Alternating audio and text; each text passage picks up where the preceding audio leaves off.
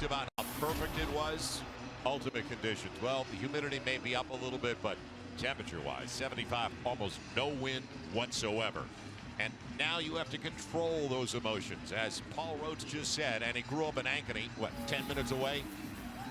Just have fun, enjoy, and savor, but don't get carried away. Like I said in the open, passionate football. The team to play with passion first is going to be the team with the upper hand and is ultimately going to win this football game. Mike Meyer tees it up. Iowa State won the toss, elected to receive, and we are underway. Iowa State. And it's going to be Josh Lenz bringing it back inside the 5. And a little stutter step gets him about 5 or 6 extra out to the 26-yard line. Marcus Collins on the special teams stop. So Steele Jantz, the junior from Agoura Hills, California, the western part of the San Fernando Valley, at 6'3", 225 with his second start as the Cyclones quarterback. There is an injured Hawkeye, unfortunately, down to the field right now. They're looking at Dakota Getz. But back to Steele Jantz, a shaky start overall when you go look at his numbers, but as Paul Rhodes told us, he made the plays. He showed his poise, and he was clutch down the stretch. That's what I love to see. Watching that tape from last week, Joel, you and I were watching it. Those last 2 drives, really solid decisions from Steele Jantz. They're looking for more of the same from him here today. Always tough for a quarterback. His heart rate right now is as high as it's going to be the entire day. He wants to get out there and snap this football. Let's take a look now at the KFC starting lineup. And offensively, they need a big day for their left tackle. 4-year starter, the senior from Houston, Kelechi Osemele. He's slowed by a bum ankle. Have to watch him and how he's moving around early in the game. Chantrell Johnson, this running back, did not have a great game last week, and they need production out of the running back position against Iowa. This is a team predicated on running the football. Paul Rhodes, blue-collar type of a guy, so Chantrell Johnson needs to have a big day today. Awful start, as you can see already, for the Hawkeyes. Dakota Getz needs assistance, and now we are ready to go. We talked about Chantrell Johnson. It was also his first career start. He's only a sophomore from DeLand, Florida. Maybe he had the jitters. Let's see. He's in the backfield. Jantz out of the gun. Bubble action. Lenz breaks the tackle. And like a high percentage running play, it's 5, almost 6 on first down. Defensively now for the Hawkeyes in their 4-3. Look for Mike Daniels underneath, the senior from Blackwood, New Jersey. Honorable mention, all Big Ten last year. He's a playmaker, but Morris, the linebacker, he's a freshman All-American from last year. Play fake, and the tight end is available. Get him involved, they did. It's complete for a big first down as the Cyclones get it out to Hammerschmidt, the junior from DeSmet High School in St. Louis, brought down by Micah Hyde. Gain of 13.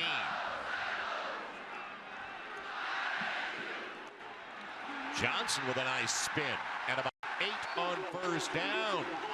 The keys, as you see them, Joel, for the Cyclones coming in. They have to win the turnover battle. So important versus a ball control offense in Iowa. And play within yourself. Be disciplined against this Iowa Hawkeye team. That's what Iowa State needs to do today. Johnson needs to. He's got it, ending at the boundary, and a lot more. Across the 40, they'll put him out at the 39. So an impressive beginning from their own 26. Back-to-back first down, shut down by Sean Prater on the outside. Yeah, attacking the perimeter of Iowa's defense right now, not wanting to go into the middle, the strength of the Iowa Hawkeye defense. I really love the game plan. Easy completions and attacking the perimeter thus far. Bunch on that far side, the short side. A lot of time for Steele Jantz. Wide open Lenz. He missed him down to the goal line. He gets the first down anyway, going underneath the Hammerschmidt, but Josh Lenz was wide open. Wow, all the time in the world for Steele Jantz. I think he's nervous, Joel, because he had Lenz wide open, deep center of your screen, running towards the end zone. He checks the ball down, which is always a good decision, but missing an opportunity early. Gillamy Johnson, nice adjustment on the cut. 7 on first down. The Cyclones doing anything they want against the solid defensive unit. Good tempo. This is due to the tempo at the line of scrimmage. Calling the play. Steele Jans already on 2nd and short. New running back. And carrying it, Jeff Woody. Kind of a banger at 6 even. 240, sophomore from Pleasant Hill, Iowa. Former walk-on scholarship now, and he's right at the first down marker, and he moves the chains. She's brought down by Kirksey. He's going the tempo and the rhythm. Quarterback territory as well. Good tempo, good rhythm, as you said, but inside the 20, Jans has got to be perfect right now. Accurate throws, good decisions in the run game.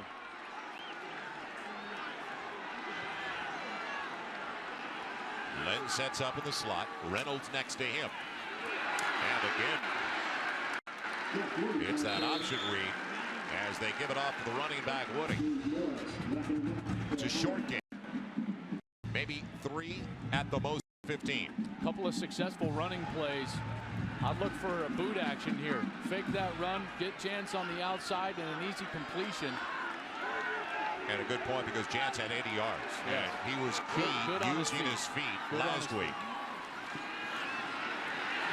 Looking over the middle.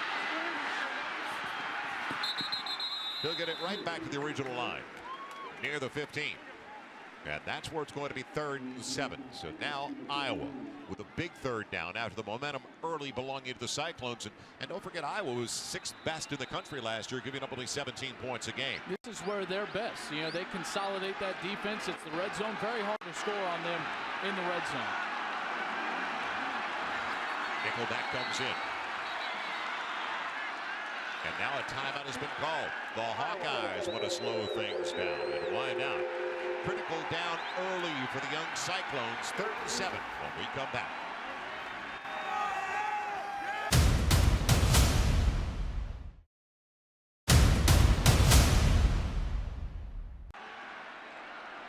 Opening drive of the game. 9 plays already. Quarterback draw. Good call. Steele Jans inside the 5, 1st and goal. While we were away, Joel, we were talking about using his feet because he's hung in the pocket well with good protection. He has used his feet incredibly well thus far. Doesn't want to make a mistake down the field. Man-to-man coverage on the wide receivers with only 2 birds deep. That's 2 deep, man underneath. That's a perfect time for the quarterback to run. It's just a simple draw, and now it's one-on-one versus the safety. The athletic Jans makes him miss, dives for the first down. That's a great play call, and even more importantly, Joel, a great formation. The formation is what ultimately opened up that 3rd down conversion. Yeah, the best offensive lineman, Kelechi Osemele, is down. He's been out with a bad ankle during camp. Made a go of it last week. Had to leave the game late in the first half, did not return. And here's the one that is stretched out down at about the 15-20 yard line. So bad news for Iowa State. The call, though, quarterback draw all the way. Yeah, it was a great call. And Osemele was going to be setting in a pass set. That means he's trying to make it look like pass, and from his left tackle position, trying to set up going backwards, working on his right ankle. That's the ankle that he had injured coming into this ball game. Played sparingly last week. Carter Bykowski, a junior from Eden Prairie, got a lot of snaps last week. He'll be in the game now. Eden Prairie, Minnesota. And we're just about a 230-mile drive from Minneapolis in the upper Midwest for one of the great rivalries. And now, do we get an idea of what happened with the ankle? There's Osemele at his left tackle position. Here's going to set back in the pass set. Ooh, rolled.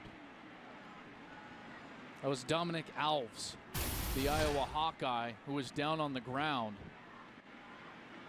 That is unavoidable for offensive. It's you just hate to see that. Hate to see that. Man rolls into you, and it's a blind side. You never see it.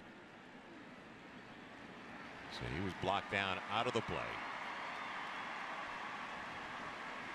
So Gimpy Osemele going into the game, not getting any better, but you can see trying to charge up his teammates. Yeah, that's a co-captain of the team right there, and a guy who most likely will be taken in the 1st round of the NFL draft.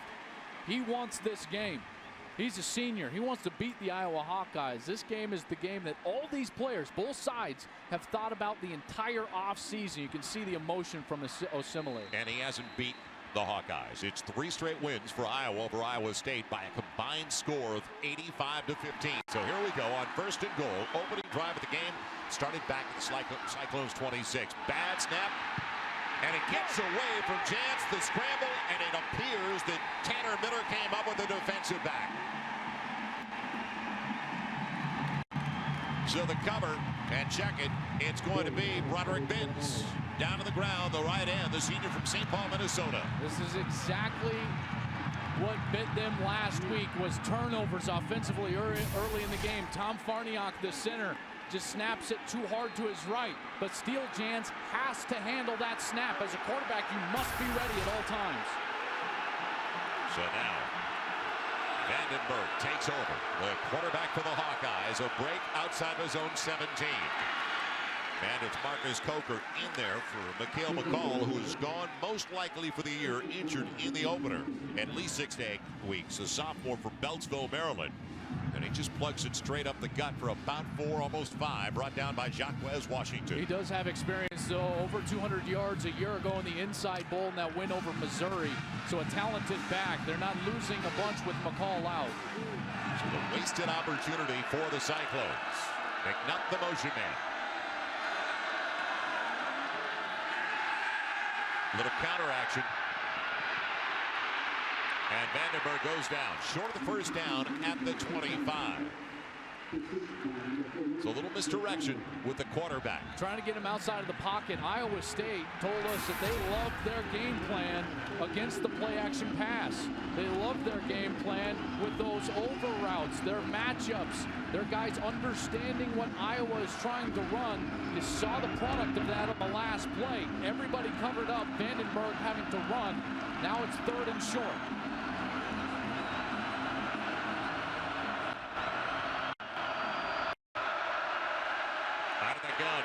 Isolation play, and the grab is made.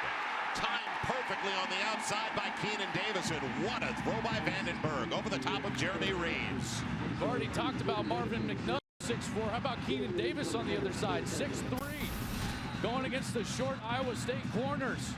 Vandenberg, good setup in the pocket, and see the air on the football? That gives his wide receiver the chance to go up high and catch it. Terrific catch over Jeremy Reeves, the 5'7" corner. It's good for 32 yards.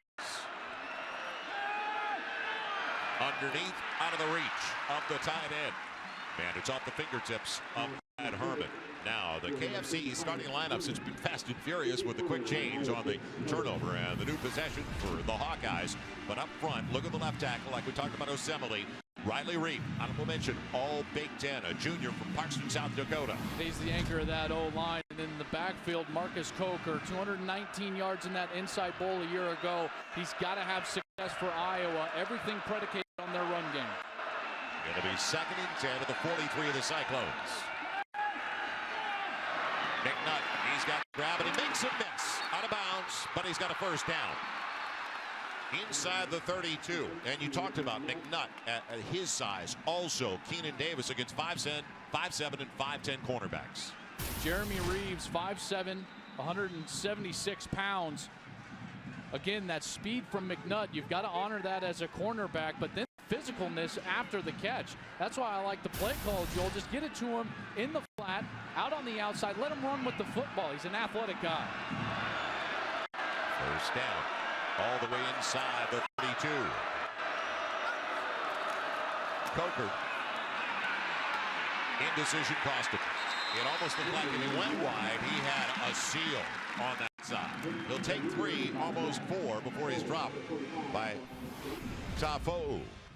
And Jake Latimer, Patrick Neal on the outside. Joel, active but undersized. They gave up 275 yards rushing to Iowa a year ago. That's why Jake Knott is going to have about 20 tackles today. Jeremy Reeves on the outside. We've already seen Iowa trying to take advantage of the short corner for Iowa State. He is good. He can cover deep.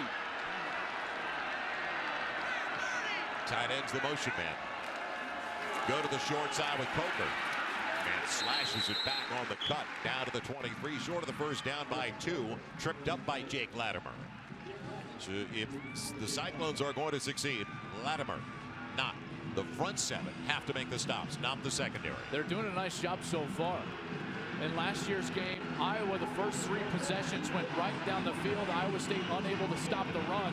Iowa State's already done a better job today. Bringing the fullback, Matt Myers, in front of Coker. Double up the tight ends on the right side where Coker goes. Just power football down to the 19, and it shouldn't surprise you with Kirk Ferentz as we head down to Jim Knox. Knoxy. All right, Joel, good news here on the Iowa State sidelines. Right behind me, Colicchio Simile, right now in his three-point stance, just got up. He's shaking his head, guys. It looks like he's going back in. He's playing on that bum ankle. Okay, thank you, Jim. Well, he's got some time right now because the Hawkeyes are rolling ever since the turnover and the takeaway, picking it up at their own 18. A first down at the 19 of the Cyclones.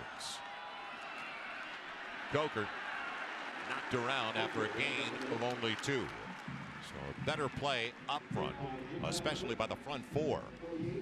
There's an atmosphere, and you could see, and there's such a respect in this rivalry. It's not hatred at all. It's at the opposite of anything. It's really great respect. Especially with the 2 coaches. Asked each of them this week about each other. They just went on and on with glowing remarks about one another, and you can see why. Both hard-nosed teams. It'll be 2nd and 8 from the 17. Taking a miss, Coker into the secondary, short of the goal line, down to the 1, 1st and goal. Talk about following your blocking. Exactly, and how about 73 Adam Geddes, understanding that you've got to get Jake Knott out of the front. Runs him out, Coker, good cutback. Back to the inside, getting himself all the way down to the 1-yard line. But I love Geddes' block. It wasn't a big, tough block, but he's got to get Jake Knock occupied, which he did. It'll be Coker. Man, he may have lost a yard. Great penetration by the Cyclones that time. It'll be outside the 1, 2nd and goal from there. So it looked like Iowa State was going to have the early lead. The workaholic has been Marcus Coker so far. He's brought down by Klein. Klein was the first one in there with the good penetration. A.J. Klein, the middle linebacker, next to Jake Knott. This is where the mismatch on the outside comes into play. A quick fade on the outside to Marvin McNutt is always a good play. He's not in the game right now, though. 3 tight ends. And a fullback and a false start. Move it back.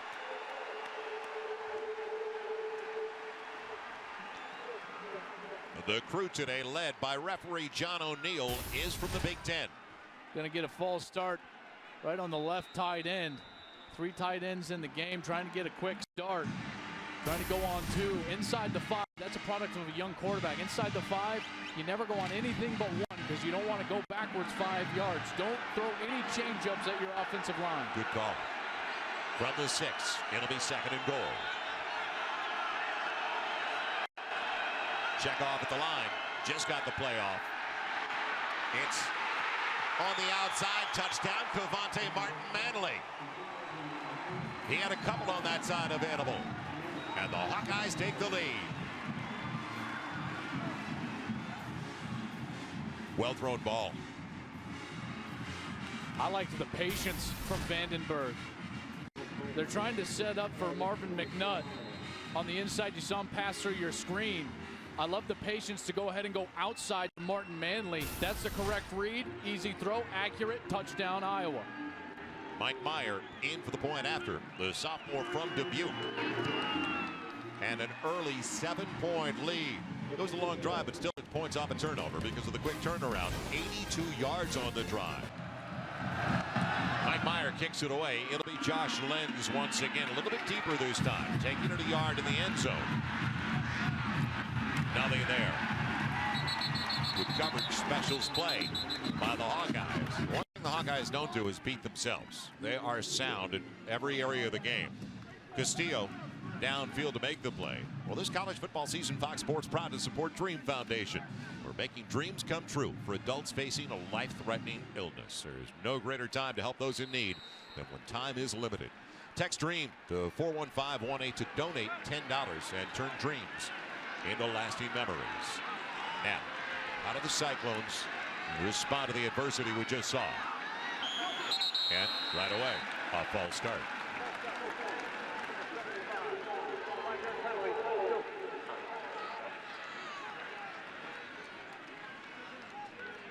It's on the offensive line. That's Hicks, who missed last week's game. Hayworth Hicks, the senior from Palmdale, California. They need to get some of this tempo back. You know, they're not moving the same like they were in that first series. Language, body language, a little bit of a rhythm. Good move up the middle. Good yardage once again. Chantrell Johnson finding a rhythm early. He only averaged 3 on 9 carries last week as he's brought down by Micah Hyde. So they were talking about the sophomore from Dallas, James White, also alternating snaps potentially. He got 7 on the carry.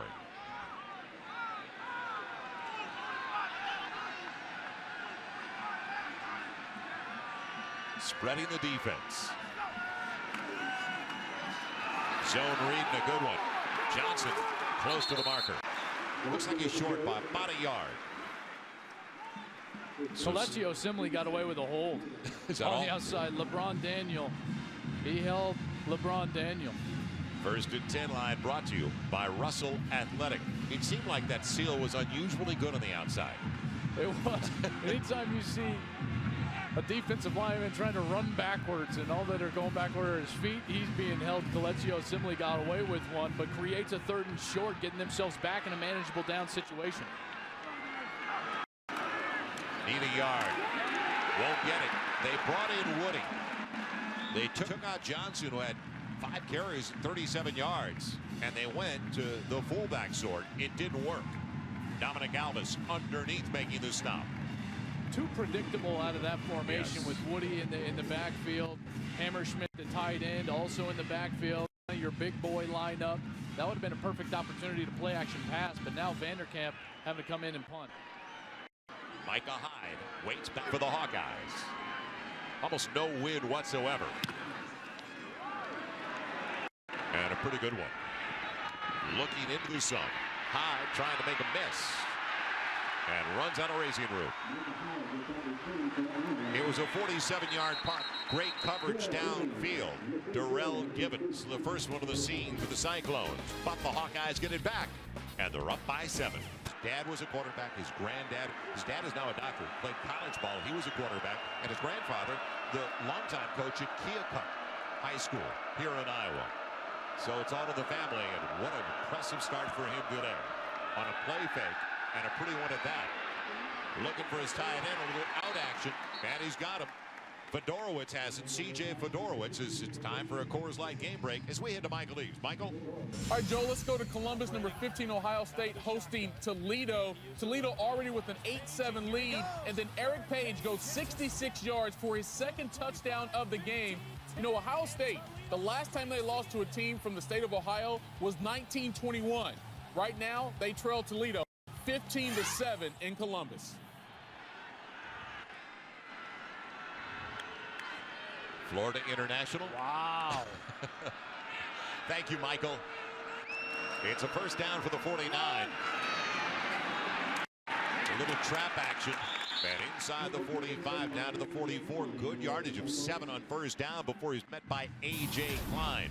For Iowa, the keys to victory: be yourself. Tough, hard-nosed, blue-collar group. They can run the football. You've already seen it here today. And defensively, be disciplined versus that zone option-style attack from Steele Jansen, Iowa State. They've already done a nice job, even though Iowa State drove down the field, getting the turnover, creating some momentum for their offense. I mentioned, Joel, they really don't beat themselves with Kirk Ferentz as their head coach.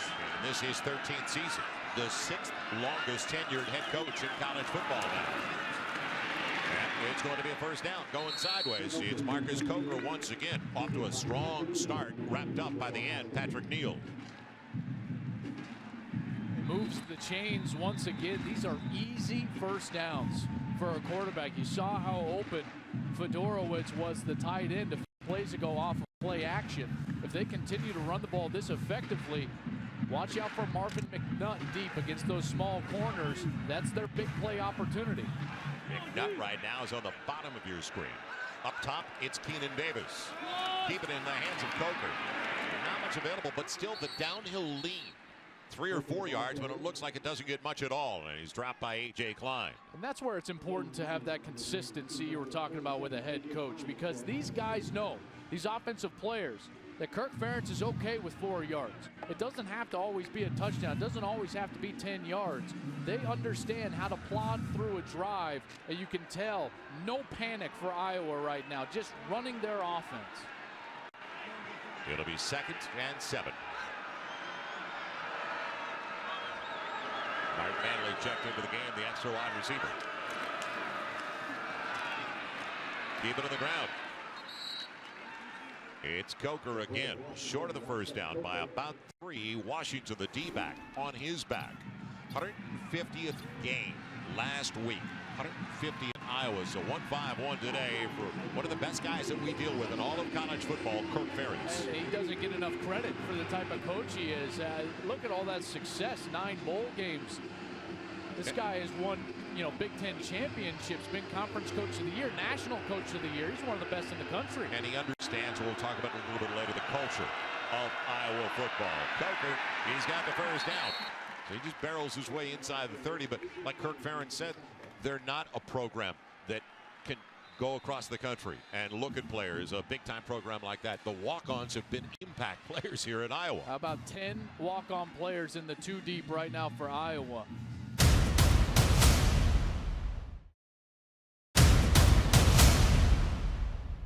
Telling us at Iowa State that you really can't key on anything because of the balance they have in their play calling on down and distance.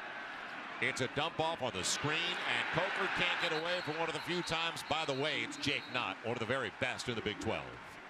Intelligence, reading the screen right away, finding the seam from his linebacker position to get through the Iowa offensive line, and then getting to the legs of Coker. That's just explosive play. That's smart intelligence linebacker play. Wally Burnham, the defensive coordinator for Iowa State, told us that this guy's one of the best he's ever been around.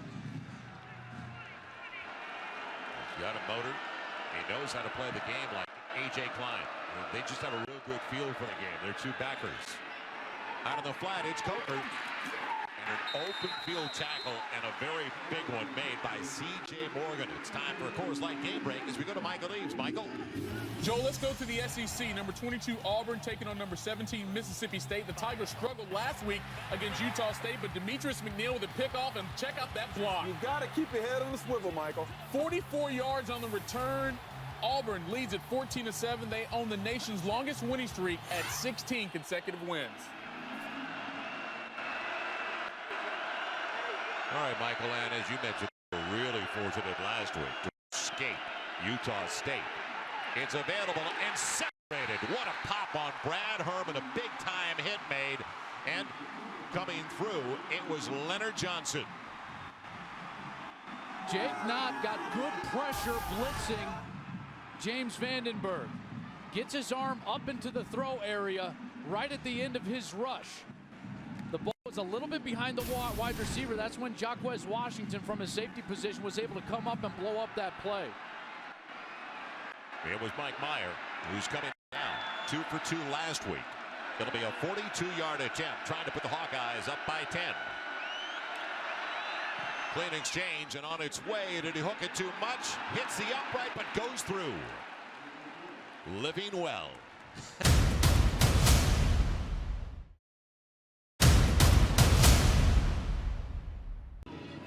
Puts everything in perspective. It absolutely does. And as tomorrow approaches, think of not only all the men and women in uniform around the country, those of you in uniform here at home serving all of us, and also all the heroes that weren't in uniform that day. Just,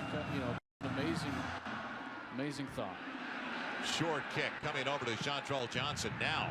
Got to get to it, but it goes out of bounds. So a break for the Cyclones when we come back. Time now for a Coors Light game break as we head to Southern California at Michael Eaves. Michael? All right, Joe, let's go to the Big Ten. Number 9, Wisconsin, hosting Oregon State, who lost to Sac State last week. Not a good start for the Beavers. Russell Wilson, Jacob Pedersen, and Wisconsin jumps out to the early lead over Oregon State. Could fall at 0-2 to start the season. And how about Michigan State taking on Florida Atlantic? Edwin Baker goes in from 9 yards. The 16th ranked Spartans up 17-0. They've won 8 straight at home.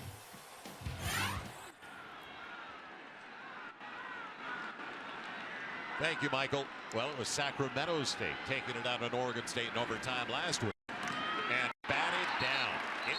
Binns getting in early and knocking that attempt down. Broderick Binns, the senior from St. Paul. Defensive linemen always taught to get their hands up. Right at the last second, a great bull rush, first of all, to get himself into the face of the quarterback, then hands up, batting the ball down. It'll be second and long. They've got James White, the sophomore from Dallas, who has taken over in the backfield. Paul Rhodes in his third year at Iowa State, down 10, looking for his first win. White, little scat back. Man, cracked pretty well as he's taken down and coming out of the secondary to make the stop. An outstanding job by Micah Hyde. You're rarely going to see Iowa move out of this base defense. They line up the same way almost every snap. They think that if they see a play enough, they can stop it. They know all the adjustments, just like this. Empty formation, everybody knows how to adjust to it right away. So after the gain of 3, third and long. Here comes the blitz, and they get to Steele Jance. Boy, it took a while. You could see it coming. And he's dropped by Kirksey, Christian Kirksey, sophomore from St. Louis. And he came all the way from depth, meaning he wasn't at the line of scrimmage when that ball was snapped.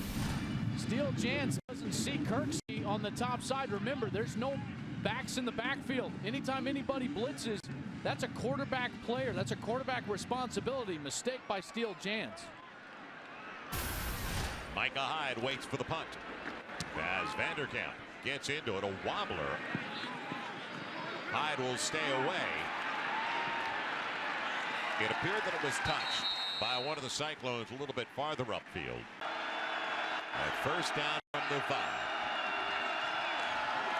Strong side, right side. Anchoring it back up the middle. A guy that's obviously carrying it like a bar of gold. Marcus Coker, who put it on the ground twice last week. That was clearly emphasized in practice this week. The coaches talking about it to us as we conversated with them this week. Iowa, not a team that beats themselves. And if you put it on the ground in this methodical type of attack, that's what will beat you the quickest, is putting it on the ground. They got 5 on first down. Second and 5 from the 10. Great penetration to the outside. In a hurry, they get to it. It was Willie Scott, the sophomore from Orlando. Jim Knox, what's the latest on the sideline? Okay, Joel, you guys have been talking about this throughout the game. That is Jeremy Reeves and the smaller defensive backs of Iowa State going against the larger wide receivers of Iowa like Martin McNutt. Now, talk to Jeremy Reeves. He's holding his ground so far. He told me before the game he thinks he can out-jump him. He actually dunks a basketball with 2 hands. But it's going to be interesting to see as Iowa moves the ball down the field. Just a fade route toward the end zone or so. McNutt clearly has the advantage in height. McNutt on the short side. They double up on that side. And out of the gun on a third and about 9. The sack from behind. They get him down and around the 2-3 yard line. Ronnie Nelson, the junior from Miami. A junior college kid from Yuba Community College. Started 2 years there, led the league in sacks, 16 and a half last year in 2009. This is just a motor sack. Beats the offensive guard, comes all the way back, loops back around to get to Vandenberg. Good coverage in the secondary, not allowing Vandenberg to get the ball out of his hand quickly. Anytime we talk about the ends, the rush ends of the Cyclones, I guess we're going to say they're undersized but great motors, great speed. That's right. Across the board. Now, Guthrie ready to punt it away. And it'll be a delay game. Well, from the 2, it'll go to the 1. Guthrie, the punter's a pretty good one. He grew up 10 minutes from the Iowa State campus. His grandfather, a professor here at State. His dad went here. His mom still works at Iowa State, but when he was a senior in high school, Gene Chizik didn't give him a look. So he is a Hawkeye, a former walk-on, one of the great programs in the country, the walk-on program of Iowa. Low, off the side of his foot. Sideways it goes. Let him stay away. And now the Cyclones with their best position to start a drive so far, and they needed it after going 3 and out. Exceptional game. On first down, Johnson with a flag down in the backfield where you normally see a holding call. Made a miss. Big yardage, about 15, but it looks like it's coming back. Micah Hyde on the stop. Personal foul. Defense. Hands to the face. There you go. Cyclones desperately need some kind of momentum after that opening drive and the turnover. Starts with some good blocking up front. It's hard to tell exactly who. 74 possibly for Iowa. There's a hand way up high. That's going to draw a penalty. Possibly number 93. That's Mike Daniels, but Chantrell Johnson doing the bulk of the work on that carry. Trips in the backfield. Johnson slashes it, but puts it on the ground, and it's covered by the Hawkeyes once again. Picking it up, it was their linebacker, Tyler Nielsen, the senior from Humboldt. So 2 mistakes inside the red zone, inside the 10. 2 red zone turnovers so far. The fumbled snap from Steele Jans on the first possession of the game, and now Chantrell Johnson got to secure this with 2 hands. It looks like he does, but the arm comes in. That looks like Thomas Nardo, the defensive tackle for Iowa, getting his big right paw on that football, drawing it out. Huge turnover for Iowa. Paul Rhodes got to be pulling his hair out right now. Mistakes for the Cyclones. And it was Steele Jans last week that made mistakes. He had 3 turnovers in the game, and they were lucky to come away with a 20-19 win in their opener over Northern Iowa. But not a bad block. Was that the guard who pulled it? It was a great kick out block. Neal makes the stop on Coker, but it was textbook. Don't do a lot of things on offense, just like defense, but what they do run, they run very well. Exceptional detail from Iowa. It's what allows them to be so successful running the ball. 2nd and 6, that's exactly what they wanted, 4 yards. And they got it. That block with Jonathan Gibb, the junior from Houston, a fullback at 6'3", 240. Coker. And it's on the ground. The Cyclones get it right back. Yes, Iowa State recovers.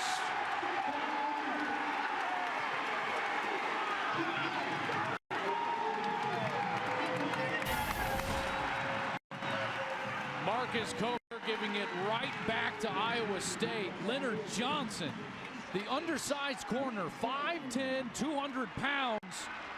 Like a missile right at the football. That is textbook tackling under the pads of Marcus Coker. Pad on the football, knocks it out, and now Iowa State back in business. Back-to-back mistakes from both teams. They get it at the 12. They just had it at the Hawkeyes 39 and took it inside the 10, but coughed it up. It'll be James White, not Johnson, in the backfield. They stack him up, the original line. No gain on that carry. Well, we thought coming in, Steele Jans would be moving a little bit, rolling the pocket occasionally. Yeah, and they're going to need to because there's too many Iowa defenders near the line of scrimmage. Packing it in, making it very difficult for Iowa State to run right now. This is where Jans needs to get out of the pocket. Now they got 3 wide receivers. Look for him to roll to his right, try to layer the secondary. They'll give it up to White. So they bring the trips over to the near side as decoys. Too conservative, Joel, too conservative. I understand there's been some mistakes, but right now they need 6 points. This crowd wants to get into this ball game. They want to get loud. Allow them to do that. Let Steele Jans make a play for you right now. He's athletic. He's got a good arm. I like his chances on the outside. Last week, don't forget, when they were down in the final 5 on 4th and 10, he threw a 26-yard touchdown. In fact, they scored 2 touchdowns in the final 5 to escape with a 1-point win. Now, on 3rd down, touchdown in the corner, Darius Reynolds.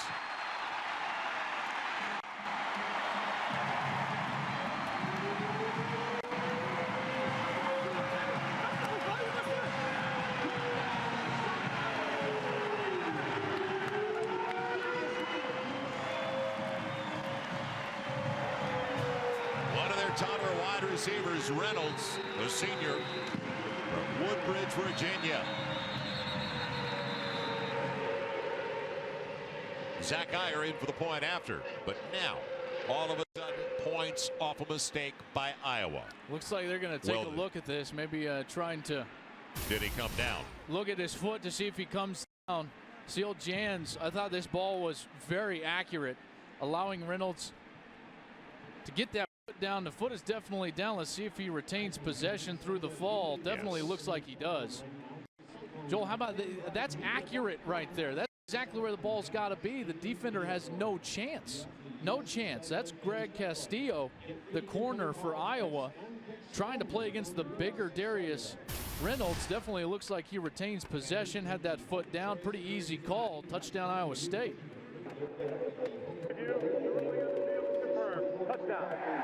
And Joel, when you're in such a short field situation to begin with as a defensive back, can you give a receiver that much room to begin with off the line on 3rd and 8 at the 10? Just depends on the defensive call. You know, if he's got help inside, then clearly he can play with outside leverage. If he doesn't, Joel, he's got to play inside to avoid that slant pass being thrown inside. So the cat and mouse game, that's where the coordinators come into play. It'll be Geyer for the point after, the senior from Urbandale, Iowa. And a brand new ball game. Never complain about coming to the upper Midwest. In fact, we savor this opportunity. Going back deep. It is going to be staying in the end zone. Keenan Davis as we head to our Coors Light game break once again with Michael Lee. Michael. Hey, Joe, let's go back to Columbus. Number 15, Ohio State, trying to hold off this upset bid by Toledo. Carlos Hyde, 36 yards for his career TD, but Toledo still leads 15-14 in the SEC. Mississippi State trailing Auburn 14-7 until Chris Relf finds Brandon Evans from 15 yards out. We've got a tie ball game in Auburn, 14-all.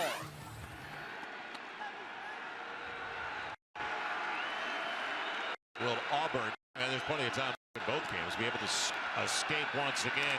Put it on the ground, holds on. He is driven down in a hurry. So he's dropped by Jake Latimer. Also, DeVoe. Matt DeVoe coming in from his middle linebacker position. A good read. Look how he gets downhill, the Sutter step, and then getting himself all the way to the running back. Something happens up front. When the linebacker is unblocked like that, Joel, the defensive tackle did its job. The offensive line unable to get to the second level and block the linebacker. 3 wide receivers set. With only Coker in the backfield. Now off the play fake and the heat. Vandenberg running and doing a good job of it. Right at the first down marker. Gets him on the spot. And he's going to be short by about a foot. Latimer finally getting to the quarterback. Looked like he wanted to panic right away. Got his emotions in check, pulled the ball down, and ultimately got it into a third and manageable situation. That's a good play right there from James Vandenberg with the pocket collapsing around him. Now they bring the big fullback in, Gim. Iowa 3 for 5 on the 3rd downs. They'll get a first down across the 30 out to the 31. This is the first season as the starter for the Hawkeyes for James Vandenberg, but he's been in hostile environments before. His first career start on the road came in 2009 in Columbus against Ohio State. A trip to the Rose Bowl was on the line, and he fared pretty well. They lost the game in overtime, 27-24, but handled the pressure very effectively. So Vandenberg ready to go under his center once again. 6'3", 210-pound junior from Keokuk. Coker running over, but not escaping. Jake Knott. And check that. It was 10, not 20, making the play. It was Jacquez Washington. You know, that talk play, about escaping the pressure, well, Joel. the pressure from Iowa State, I like how they're getting upfield with their defensive ends and collapsing the pocket from the middle. They actually get out of their rush lanes a little bit, which is allowing Vandenberg to head upfield right in the middle of the field, which was got that 3rd and short, then the quarterback sneak to move the chains. Now Vandenberg on 2nd and long out of the gun. It'll be a straight 4-man rush. And right past, and that was hot for Devontae Martin-Manley, a little shallow cross. As a quarterback, I expect my receiver to catch it regardless. You're 5 yards from me, I throw it hard, throw it soft. If it's accurate, if it's on your numbers, you got to catch the football. This puts the ball club in a bad situation. 3rd and 8. Look for the pressure. Iowa State gotten to Vandenberg a couple of times now on 3rd down.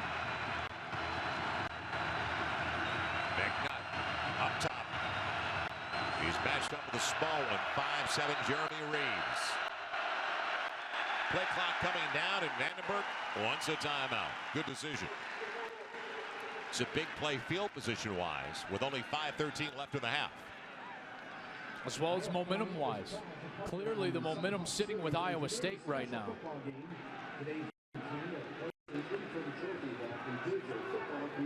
Coaches poll the top 10 with Oklahoma, the preseason #1. Ahead of Alabama, Wisconsin.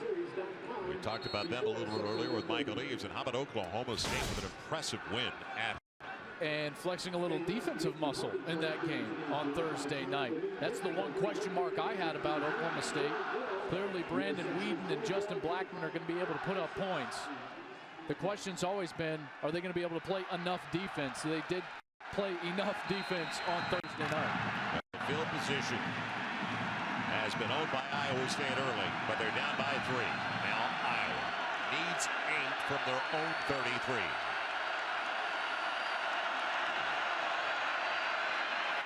Ton of time and a low wide throw. Good coverage anyway. Mark Manley wasn't available. The play was made by C.J. Morgan. C.J. Morgan comes in number 27 for Iowa State as a linebacker in nickel situations, and he forced Martin Manley way too wide in the route. There was not enough spacing there for Vandenberg to get the ball over in the secondary. So a terrific job rerouting the wide receiver by Iowa State. Josh Lenz had a touchdown on a punt return last year. Takes the high spiral from Guthrie.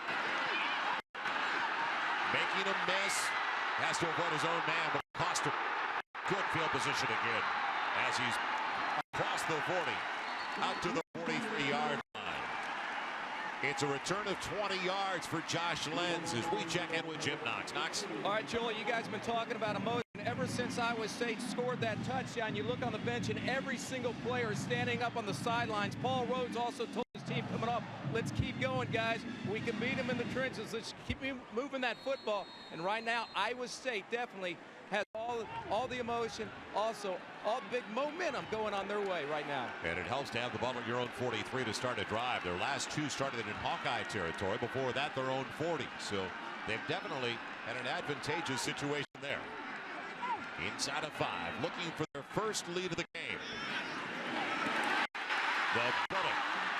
It's complete to Reynolds, who caught the touchdown for about 8. One of the better thrown balls, even though it wasn't a long one, by Steele Jams. Earlier in the game, he missed the easy completion on the outside. Not with an errant throw, but with a poor decision. I like going back to that, getting it to Darius Reynolds, the playmaker, out one-on-one. Now in that trip backfield with Chantrell Johnson, along with White and Wooding.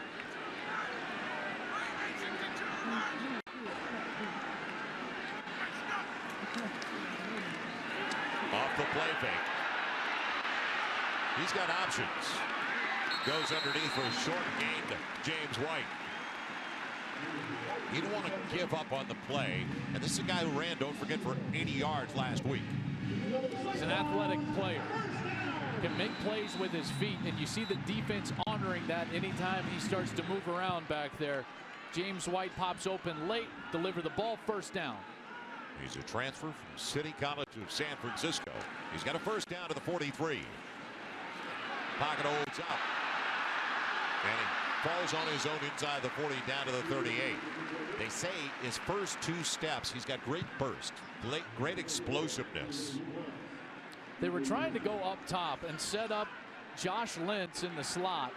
Couldn't do it, had to run it. Yeah. Movement. Lenz. It's going to cost them 5. Let's go back to that last play. They're trying to set up a little screen pass on the outside, but then slip Josh Lenz deep down the sidelines. He's going to look for it. He's going to pump the screen, try to get the corner to bite. But when the corner doesn't bite right here, he plays deep. That's trouble for the quarterback. He decides to run it immediately. There's no check on there. It was just a busted play at that point. We'll get back to that thought in a moment. It'll be the 2nd and long now. And a little shovel pitch. Good move. Chantel Johnson into the secondary and right to the first down marker. You brought up the Hawkeyes. They usually don't bite to begin with. They're a stay-at-home kind of defense, aren't they? They are. They're a base defense, a stay-at-home defense. Even though they are going to stay at home, Iowa State trying to fake their way into advantageous positions as Steele Chance just falls forward for a first down. You see him pumping a lot, pumping those screens and then shovel pass down underneath, trying to get Iowa out of position and then take advantage of the crease that they create. So on the quarterback sneak, a first down. Jance empty, at least for the time. Bean. He brings Reynolds into the backfield. Will it be a double pass? Yes. And he overshoots Darius Darks.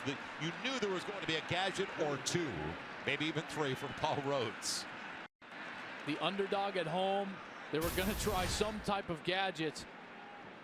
Here's Reynolds. They're trying to go deep right here. The safety doing a great job for Iowa, staying home. The ball just has to go out of bounds. They don't bite. And the same defense every play. Right.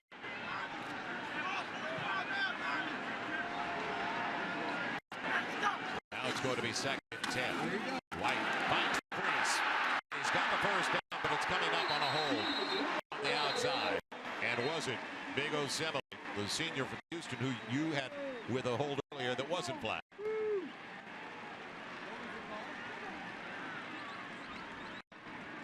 There's a reason there was a nice lane over to the left side.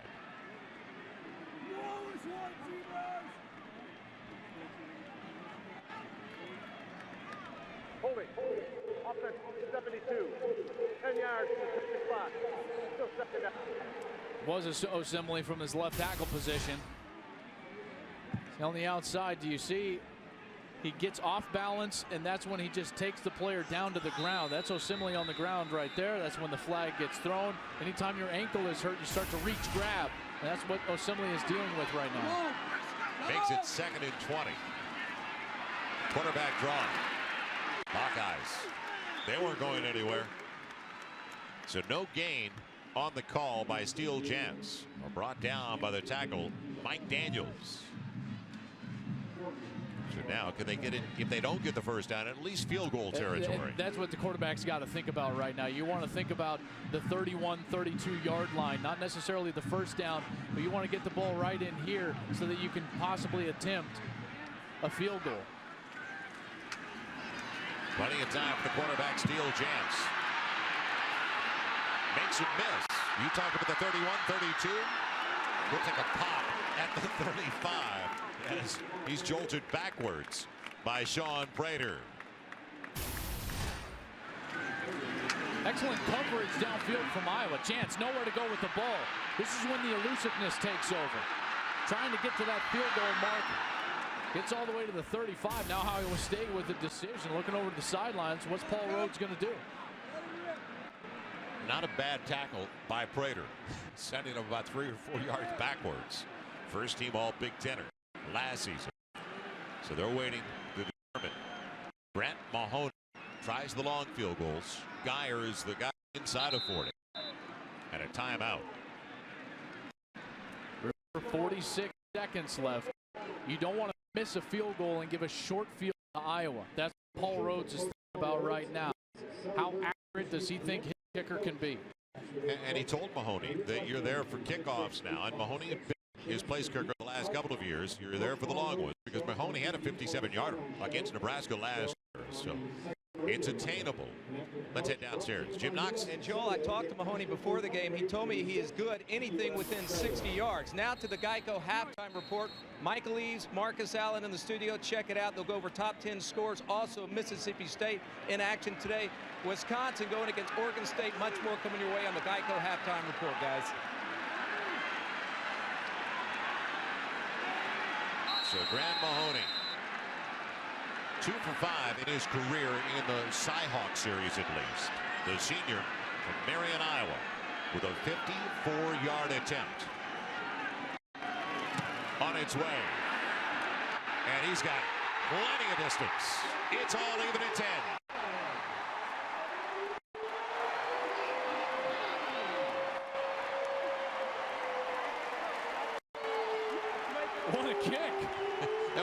64, by the way.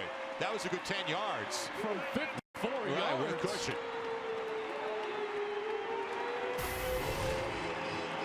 Plenty of leg for Mahoney. It's just a question if he can keep it between the uprights. Great shot from the fellas. Spin of the laces. Solid contact. Head down. Carries it. What a kick.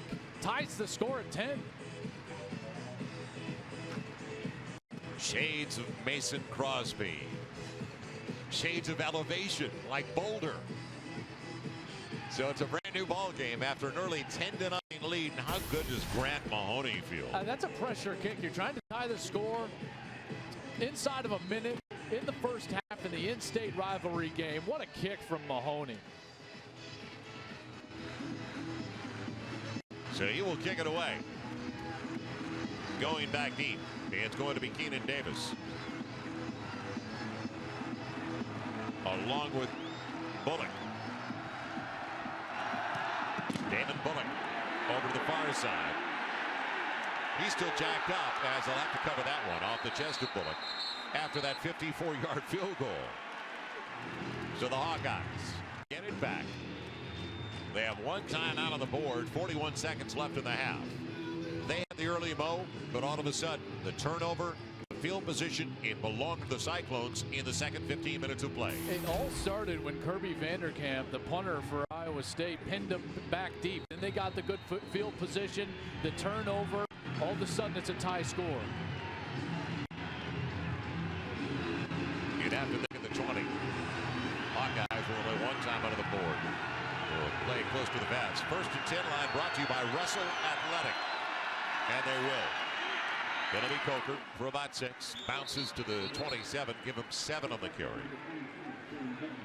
And that should be the final play unless they want to go hurry up. Doesn't appear that way. But what an entertaining start. Almost like 2 games. The first 15 minutes, all Iowa. They control the line of scrimmage. And then it shifted to Iowa State. And that'll do it. They are alive and well, and so are we as we're underway. Mahoney kicks it. Man, it's going to be picked up by Davis over to the far side. And weaves his way effectively out to the 25, up to the 29. So that's the Hawkeyes are going to have it first and 10. On the first series of the second half, brought down by Deion Broomfield.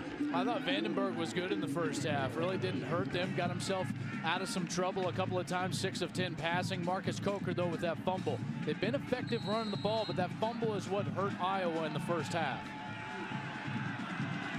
Remember when he put it on the ground last week, it was a steady downpour. In fact, they had an 84-minute delay in their opener in the second half while they're already up in that 27-0. Ended 34-7.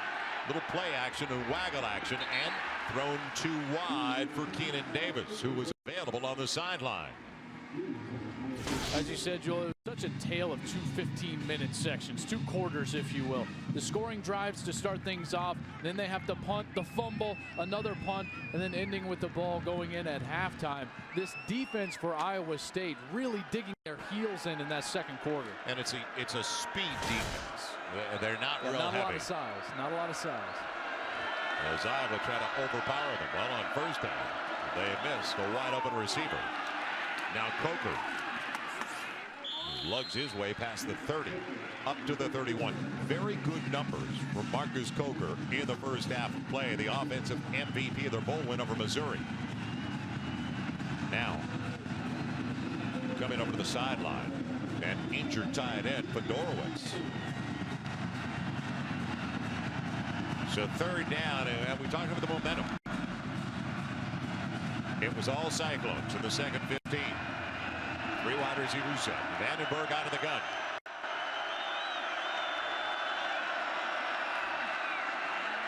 Pocket holds up and he throws in traffic. Double coverage and wide of Marvin McNutt, who they've not been able to really get on track today.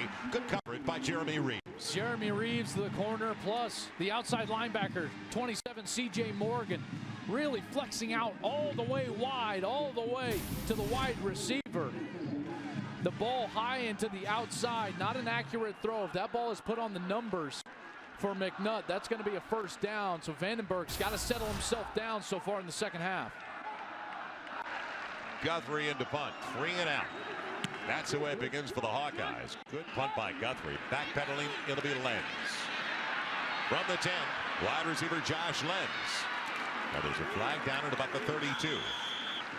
He is also stopped at the 28. 58-yard punt. Now, what about the flag on the far side from the Cyclone bench? Coaches for Iowa State not happy right now. The flag all the way up the 30-yard line right in front of the Iowa State bench.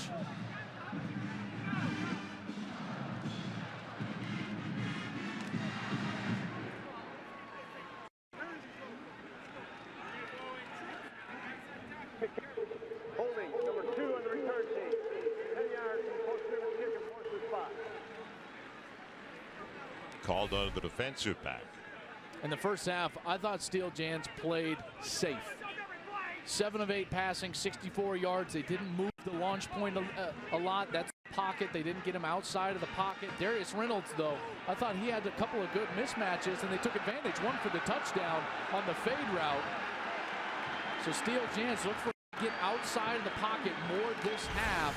Try to get where he's comfortable on his feet, but that holding call puts Iowa State way back at the 5-yard line. It is their worst field position to start a drive, Joel. And offense, all they want to do in this drive is get 2 first downs, change the field possession. That's the whole goal of this drive. Steel Jans out of the gun with Chantrell Johnson.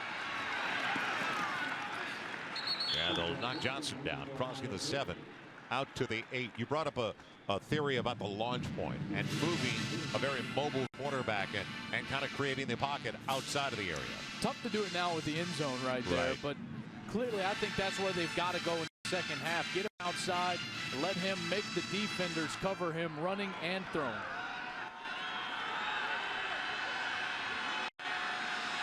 Opening 2 minutes of the second half.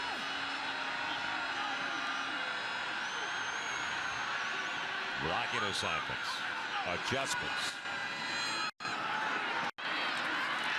Johnson spun around and dropped.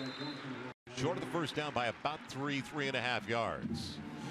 Now the possession set, and then you see the short fields as well.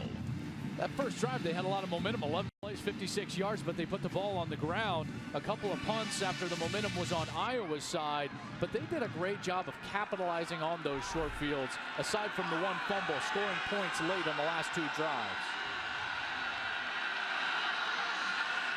Now Chance needs 3.5. He's got it. Little bullet. And the first grab of the game made by his receiver who went to City College of San Francisco with him, Aaron Horn. Throwing over the middle, you must be accurate, and the ball must be below the shoulders. That's exactly where this ball is, right down on the gut of Aaron Horn. Good completion for a first down. He had 7 catches in the opener last week. Little kick out block and a hold. Flag on the play. So the hold of the downfield block. That was a good run. Negated for Chantrell Johnson. Might get Hammerschmidt here. 6, 10 yards from the spot. Hard to tell what number he said. Darius Darks, number 6, was on that side, I believe, and Kirk Hammerschmidt, the tight end, number 86, was also on that side. Penalties early in the set of downs really put you behind the momentum, behind the chains. You're unable to stay on schedule, what they say. Spot foul, so they mark it off from the infraction back to the 16. It'll be 1st and 15.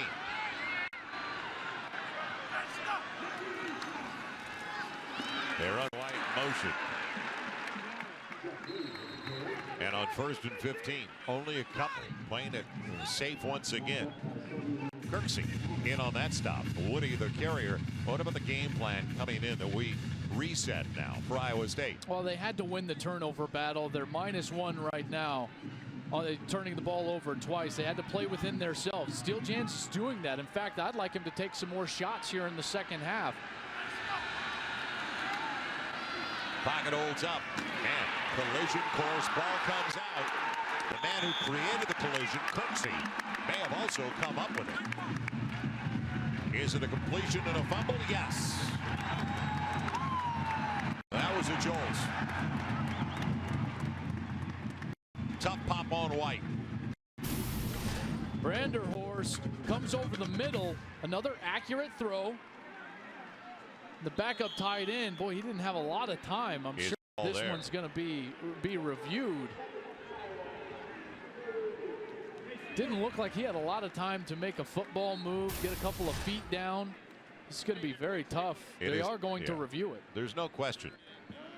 And did he possess the football? We couldn't tell from that angle.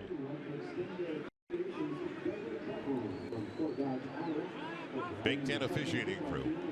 As going over is John O'Neill, the referee.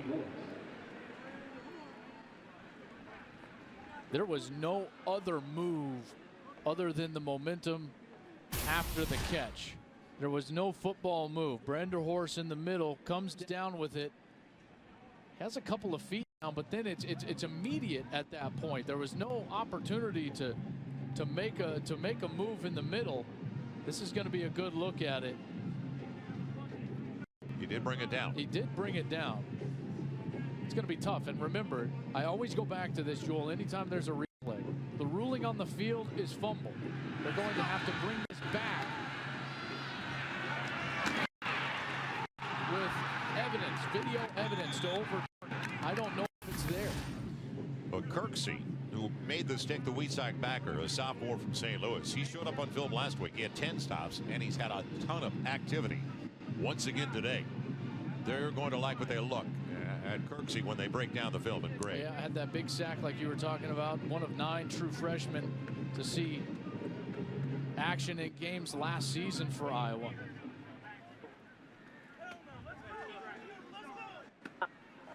It will be Hawkeye ball.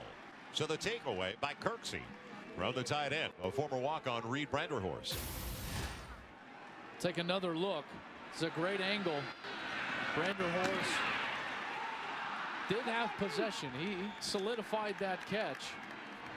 And again, the ruling on the field was fumble, Iowa ball. So now they've got it in their best field position to start a drive at the Cyclones 21. Looking deep underneath instead. Good grab and making a miss. It's taken in once again by Keenan Davis, and he's got a 1st and goal as we head to a Coors-like game break with Michael Eaves. Michael? Hey, Joe, let's go back to the SEC. Seesaw affair between Mississippi State and Auburn. Michael Dyer from 2 yards out. Did he get in? It's nothing but desire right there. Whether he got in or not, let me tell you, I love the fight in him. Well, they said he got in after review. Auburn leads at 28-24 right before the half. Nothing easy, Michael, for Auburn over those first 2 games. Now, design roll. Man, too tall for the tight end, Zach Derby. Kind of layered the way they had that. They had a guy open there. Vandenberg has been sporadic, to say the least. He's only had 1 completion since the second play of the second quarter. See how this ball is floating high? He's not getting through his throw.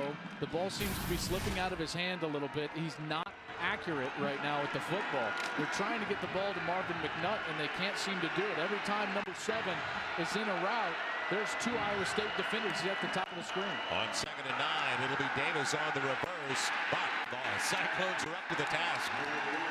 Didn't fool anybody. It's a quick speed defense to begin with. They're trying to get Keenan Davis to come around on the reverse. So they get a poker, and he's coming around on the reverse. Backside defensive players not playing at all, not racing down the line of scrimmage. It's Coker. They're doing a great job of playing disciplined football, Iowa State is. Now after coughing up, man, it away at the 21. For the Cyclone, hold them to a field goal drive.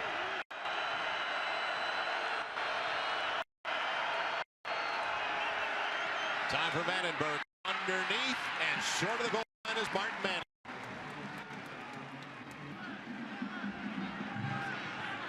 All right, we'll check back in a couple of minutes. Chantel Johnson dropped after almost as soon as he got it. He made the most of it, got about 3. You know, we were talking about Kirk Ferentz earlier. Paul Rhodes on the opposite side grew up only 10 minutes away. An Ankeny native. He grew up only 10 minutes away from this ballpark, and as Kirk Ferentz told us, he knows what the culture is all about. And it was funny because Kirk said, and it was a lighthearted moment, he goes, I was really disappointed when they named Paul as the head coach. Because they knew they would be competitive. Right. You know, they would come out and play tough football like they're doing today. He gets it. He knows what it's all about here. He was on Dan McCarney's first staff, so he knows what it takes to build a program at Iowa State. Underneath Johnson. Little dart inside the 40, down to the 39. But let's revisit that kickoff return by Josh Lenz. Yeah, very impressive by Lenz, and I love his decisiveness. Getting up, finding the crease, and then going. Not trying to make too many moves. Too many times you see kickoff returners make too many moves, Joel. Decisiveness up the field, getting the ball into plus territory for the Cyclones. Smart move by Lenz, who had a 62-yard punt return for his score. Going for it, getting it again, Aaron Horn. The coaches told us every time they watch tape of Steel Chance at City College of San Francisco, they had to go back and look because they liked Aaron Horn that much. He was the go-to guy at San Francisco City College in junior college for Steel Chance last year. They're going to that route now several times, 3 different times, and crucial downs here in the second half. That short over the middle route. Down by 3. Good pocket protection again. A ton of time. And overshooting, fortunately, Darius Reynolds. Otherwise, the safety played it well. He's going to get to it. I liked the throw, though, because it's only where the wide receiver can possibly get it. You're not getting yourself in trouble with an INT. 1st and 10 line brought to you by Russell Athletic. So short field once again, and that's been the story. This is the 3rd time they have started in Hawkeye territory. Now on a 2nd and 10. Cyclones at the 30. Option read. A little bit behind James White. Bouncing around and makes the most of it. He's finally knocked out by Morris, but gets about 6 yards on the play, almost 7. I thought Iowa did a tremendous job of stringing that option out down the line of scrimmage, east and west. The problem is the individual effort from James White, the sophomore from Dallas, gets the ball all the way into a 3rd and 4 situation. Manageable down now for Steel Chance. White at 5'8", 185. Try to catch him. Chance overshooting by a large margin. Darius Reynolds. Not even close. He stopped his feet. He stops his feet in the pocket, and then when you try to get him going again, you rush and the ball goes high. You have to let the play develop with what I call a close. It's a back foot lead. You start shuffling, leading with your back foot. And it's going, gone. Now. No one completes a ball thrown out of bounds. Graham Mahoney has got a 54-yarder, so he's staying out there. This time it's going to be a 42-yard try. The 54-yarder in the first half, it was good from 60-plus easy. Can he tie it up? No. Got cooked. Off his foot, it was wide left. I know that shot. 7:19 left in the 3rd, and it's still a 3-point lead for Iowa.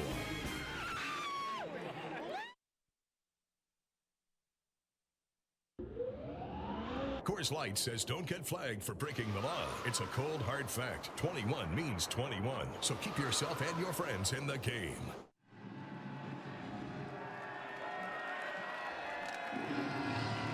Three-point lead for Iowa, and after the missed field goal, Hawkeyes. They get into their own 24. Showing a tight formation with a single to each side of the eye. There's a false start. Let's see if they try to get the one they were looking at on 1st down. It'll be 1st and 15. But let's see if they try to exploit the matchup with Marvin McNutt. He's their best player. Senior, 6'4", 215. Iowa has just sputtered offensively in the first quarter, 134 yards since 53. Credit Iowa State, though. They played great defense. McNutt coming over to the wide side of the field. Martin Manley in the slot, Davis short side. 1st and 15. It's Keenan Davis for about 7. And we're headed back to a Coors Light game break with Michael Eaves. Michael? Well, Joe, one team that's not in danger of an upset today is Michigan State at home against Florida Atlantic. They're up 27-0. 4th down, they still go for the touchdown. It worked. 34-0 now in the 3rd quarter. Spartans up big.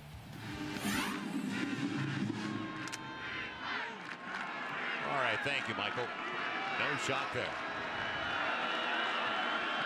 It'll be a gain of about 7. Make it 2nd and 8.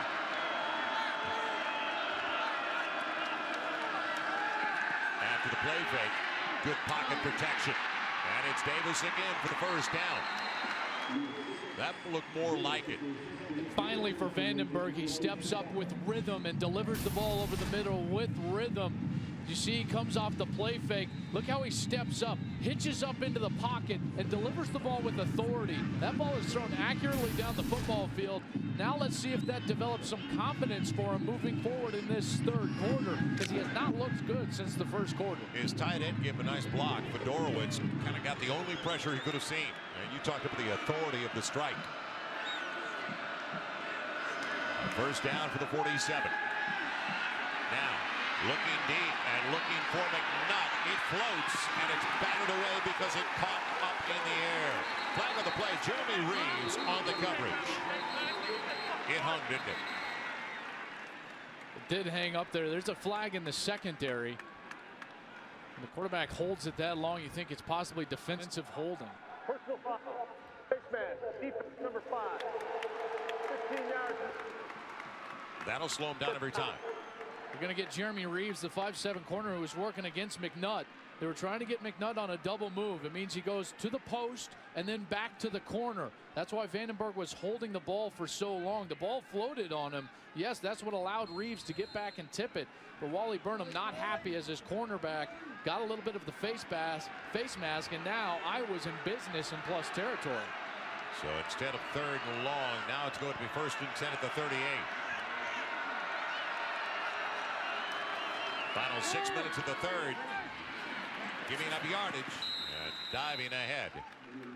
Martin Manley with about 7 or 8. Coors Light game break once again with Michael Eaves. Yeah, Joe, number 24, West Virginia, having all kind of problems with Norfolk State today until Geno Smith hits Devon Brown in the end zone. West Virginia finally takes the lead.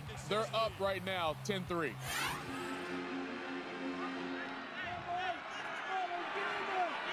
Thank you, Michael. It'll be 2nd and short. Coker denied completely. Cut off at the pass. And Devau making the play. He's the downhill linebacker. Wally Burnham told us he's our best run defender, even on top of Jake Knott, because he plays downhill. He gets into the line of scrimmage so quickly. You saw a product of that on the last play, and now a critical 3rd down situation for Iowa. Got to find McNutt on this play. He's too good. He's on the short side, and he's up against Leonard Johnson, the 5'10" senior. Looking over the middle, though, here comes the heat, and running up the back of his own man. Vandenberg will be short of the first down by about 4. Jake Knott making the hit, and then it was a scramble. Here's our high motor guy, Jake Knott, 243 pounds. He's going to come on the blitz and just doesn't stop. Continues to go, and finally getting the sack, and Vandenberg on the ground. Huge 3rd down stop for the Cyclones. Mike Meyer trying just beyond the 40. It'll be between 50 and 51 yards away for a 6-point lead. Does it stay inside the upright? Yes. A 50-yarder officially.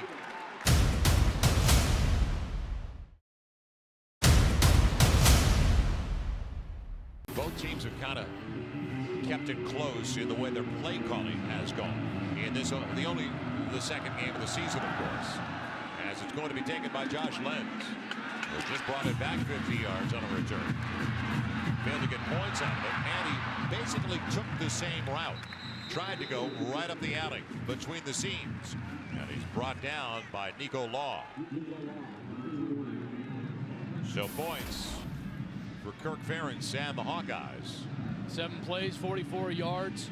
A solid drive, but you'd love to see that 3rd down get converted. They need to give Vandenberg more time in the pocket. Try to get Marvin McNutt involved in this ball game. They have not done a nice job of exploiting the mismatch that they have with the shorter corners. They've got the triplets in the backfield once again with Steele Chance. Down by 6 from their own 26. James White with a scat back. Belted, buried. Mike Daniels obliterated him. The senior from Blackwood, New Jersey.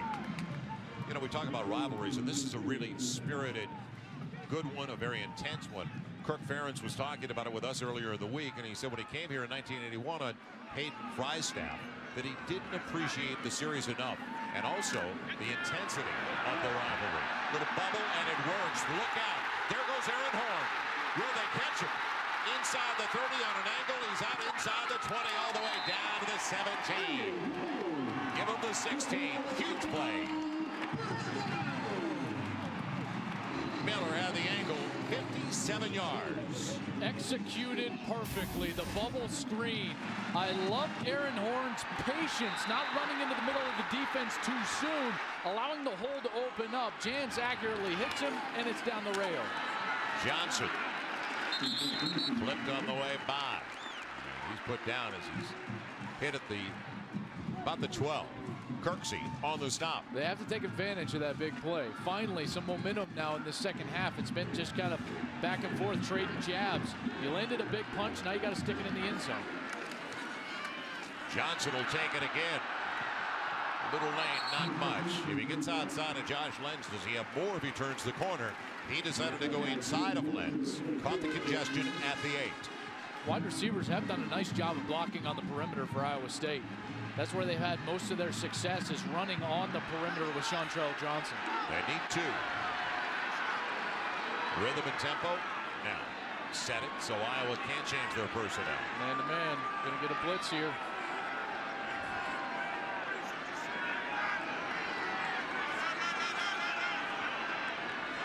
Will they go the other way? You called it. Here he comes. The throw, corner of the end zone. Touchdown! Iowa State. Josh Lenz on the receiving end.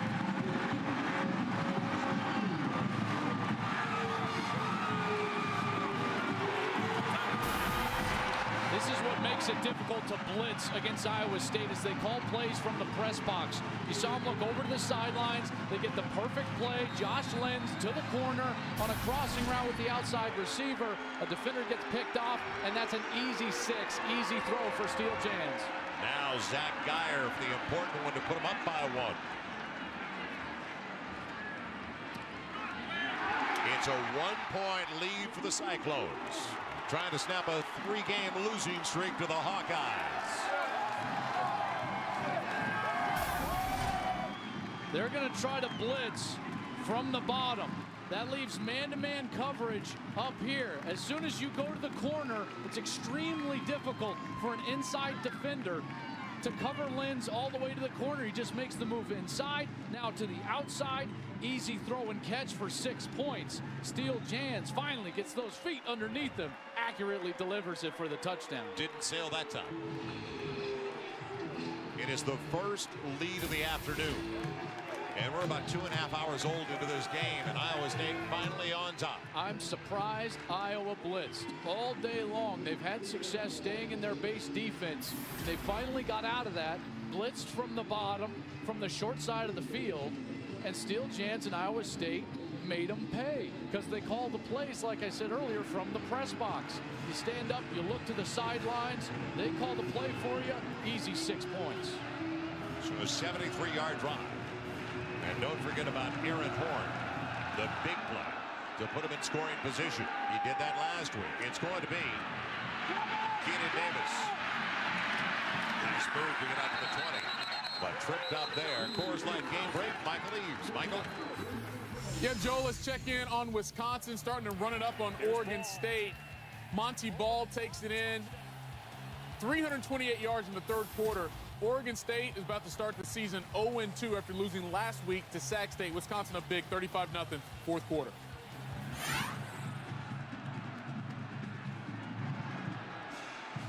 How about Russell Wilson? That addition to the Wisconsin Badgers. They're going to be formidable in the Big Ten. Is he what you call one and done in football? My goodness. Free kick. It's going to be kicked over after a penalty flag. And the option belonged to the Hawkeyes, so they will move them back 5 and kick it again. touched on that screen pass earlier in the drive to set up the touchdown. Aaron Horn, even though he's small, he can fly. And the only reason he's here is because Iowa State was so high on Steele Jans, the quarterback who delivers the accurate ball to Lenz in the end zone. Aaron Horn also playing junior college ball with Steele Jans. Like you said earlier, every time they watch Steele, they said, hey, who's this guy he's throwing to? And it happens, let's bring him in. It happens more often than you would believe. And he was a qualifier out of high school. That's an important, he's a qualifier out of high school, so he was able to come in the spring and not wait till fall camp. So that's a big reason why Aaron Horn, number 3, is here for the Cyclones and contributing early in the season. And he made the play last week that set up their game-winning touchdown with 40 seconds remaining. He caught a pass, took it 32 yards, so they could score. So he's been a big play guy in their first 2, in his first 2 as well. Here on Ames. Minute 57 to play in the 3rd. Mahoney. Line drive. Keenan Davis. And good field position because of the penalty, a +16 call it instead of the 20. Now the Hawkeyes get it about the 36. So that's the difference. Darrell Gibbons making the stop. So how do the Hawkeyes respond? It has been an interesting game, the way it has shifted. First and 10 line is brought to you by Russell Athletic. So the series recently dominated by Iowa. I talked about the 3-game winning streak, 6 of the previous 8, and domination. They've outscored them over the last 3, 85-15. Coker going nowhere. You talked about their best run stopper, and he's on top of it once again. Iowa State is loading the box. Here's Matt Tafa'o coming downhill again. One of the great run stoppers for Iowa State. They've got safeties down low. One-on-one coverage on the outside. Marvin McNutt, 6'4". The corners for Iowa State, 5'10" and 5'7". Got to exploit that matchup. Good field position, 2nd and 9. Vandenberg feeling the heat and on his way down. Give him the 39. Huge 3rd down. Hawkeyes needed for momentum purposes. Cleon Lang in on that stop, the junior from Edmonton, Alberta. Wally Burnham, the Iowa State defensive coordinator, has had a great plan today. We asked him what he was most confident in coming into this game. He said, it's my game plan. I think I know where they're headed with their offense, and they've played like it today. Well, not once again very active for him. His quickest underneath guy just made that play. Cleon Lang. Now on 3rd and 6. Behind. Poorly thrown for Keenan Davis. Not close. Was it rushed? Because it looked available inside. It looked there. Vandenberg stopped his feet, threw a poor ball. But all of the passion and emotion of this ball game has swung over to Iowa State. That defense has been electric since the first quarter. They're quick. They got a break last week, not the D. The D was solid all game. Couldn't get off the field at times. Wally Burnham told us. That's giving up too many 3rd down conversions. Josh Lenz waits back and will take it and make a miss at the 15. With a flag down to the play, he's down at the 20. So after the 46-yard punt, let's see what it's all about with the flag. Now, will it be on the return team?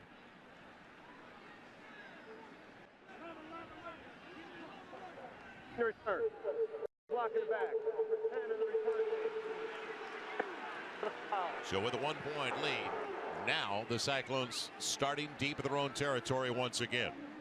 This game has been turned on defensive football. Iowa State and Jake Knott have completely stymied Iowa's offense after the first couple of series, including setting up their offense with a short field and the turnover. It's been an outstanding day from Iowa State's defense thus far. Johnson, little lane, or James White rather, little lane, past the 10 to the 12. And let's also give credit with personnel changes in the second half offensively for Iowa State. And that's going to be the last snap of the third. And I bring that up because Aaron Horn didn't play at all in the first half. Well, and he's been a factor again. He didn't have any contribution in the first half, but boy, he's been there in the second half. Paul Rhodes going to the combo, the junior college combo, Steele Jans and Aaron Horn. So we have played 45 minutes of very entertaining rivalry football. It's a 1-point lead for the Cy-Hawk Trophy for the Cyclones of Iowa State. They lead it 17-16. And you're watching Big 12 College Football Saturday presented by Academy Sports and Outdoors.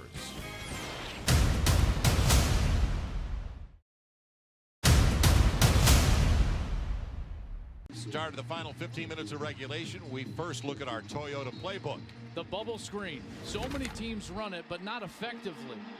Aaron Horn is your middle receiver, and he's going to try to find this seam after his linemen get out into the sidewalk, is what I would call it. At this point, he's got to wait for these two linemen and curl around him and then get north and south. It's a perfect job of doing that.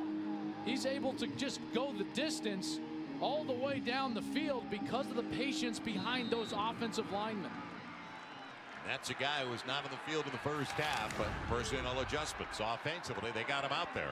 And a difference maker in the second half. It's available, and the guy we're talking about, maybe alligator arms, saw somebody coming, Aaron Horn. I think he heard Christian Kirksey, number 20, the linebacker, coming from his weak side linebacker position. And Branderhorst had already talked to him about him. Yes, he did. Kirksey's the one who caused the fumble earlier in the game. Right. Knocked it away on a sandwich of Branderhorst. So now 3rd and 7 from the 12. Good pocket protection. Now, the wheels of Steele Jans gets him a first down. Boy, the escape ability. Guess it's time for a Coors Light game break to Michael Eads. Yeah, Joe, Ohio State trying to get rid of Toledo and Marcus. Here's was the vertical passing game you were talking about. Absolutely. They got all the speed, so you got to make a play like that. And they're up 27-22.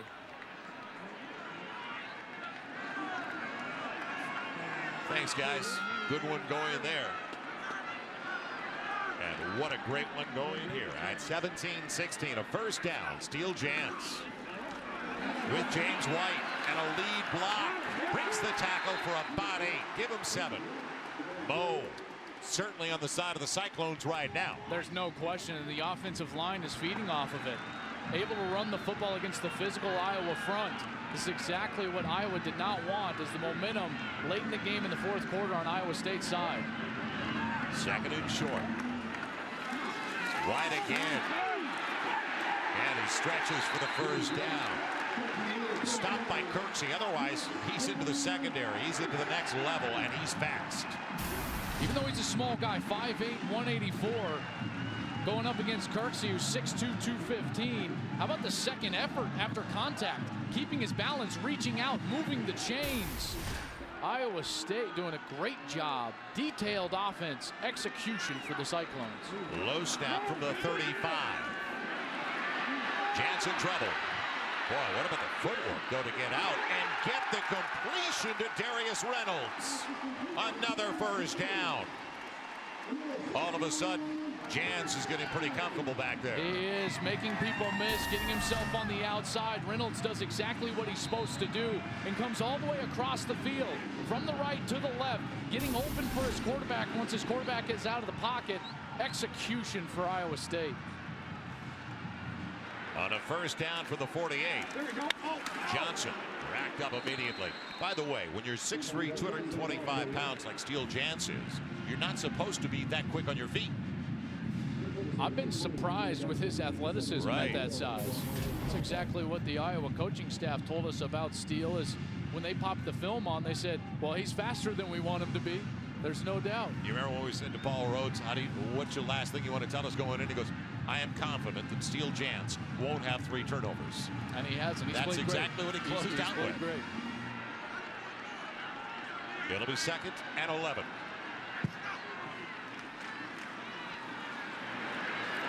It's a floater over the middle. And Chantrell Johnson got away on the mismatch with the linebacker Tyler Nielsen.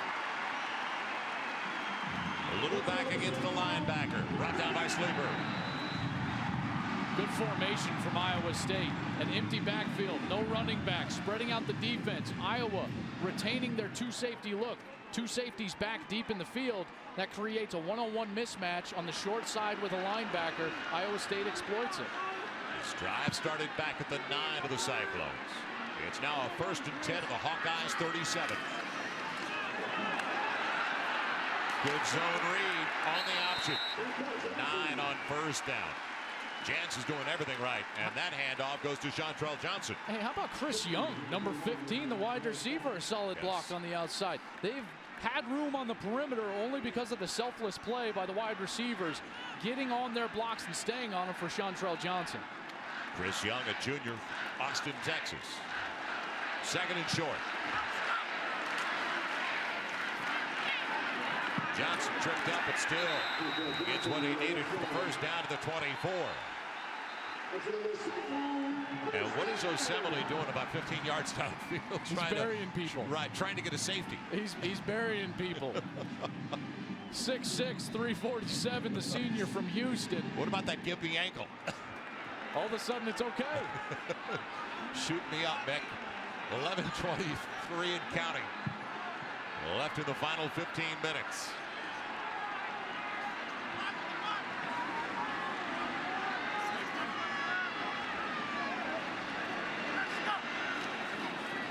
Here comes the heat. Isolation on the outside. It would have been a phenomenal grab by Reynolds. Greg Castillo was a blanket on him, though. Give him credit, too, the junior from Mount Laurel, New Jersey. 1st and 10 line. Brought to you by Russell Athletic. This methodical 1-through-3 certainly picked up, didn't it? There's been nothing creative about this drive. I mean, hand the ball off, steal Jans, make some plays with your feet. Just beating them up on the line of scrimmage. They've had it for almost 5 minutes. 11 plays, 67 yards. Now a 2nd and 10. Ton of time. Underneath it goes, and knee is down for James White at the 20. Short gain of about 4. So this will tell us whether the drive is alive or not. I'm going to be interested if they come out in the empty package again. That's been very successful for them on 3rd down, trying to isolate their quick wide receivers on linebackers for Iowa now in a 3rd and 6. That's James White in the backfield, number 8. Very quick, 5'8", 184. For down the road purposes, both teams have all 3 timeouts remaining. Now 3rd and 6. The blitz. Man, it comes out. It's incomplete. Well timed. They tried to get Lenz over the middle. What a read, though. Defensively, an exceptional play by Micah Hyde. Yeah, Micah Hyde did a great job of understanding what his defense was doing. Number 18 right in your screen. With a blitz, the safety can play more aggressively, knowing that the ball is going to come out early. And he plays aggressively. He's up there, ready to make the tackle right at the point in which the receiver catches the ball. Terrific defense there. Shaq Geyer. This time on the field for a 38-yard attempt. Never had a prayer. So Mahoney hooked the last one. Now Geyer blocks this one out to the right. And a break for the Hawkeyes. That's 6 left that could have been there. And an 8-point lead, or at least a 7-point lead, rather, for the Iowa State Cyclones. Missed opportunities, and the Hawkeyes get it back.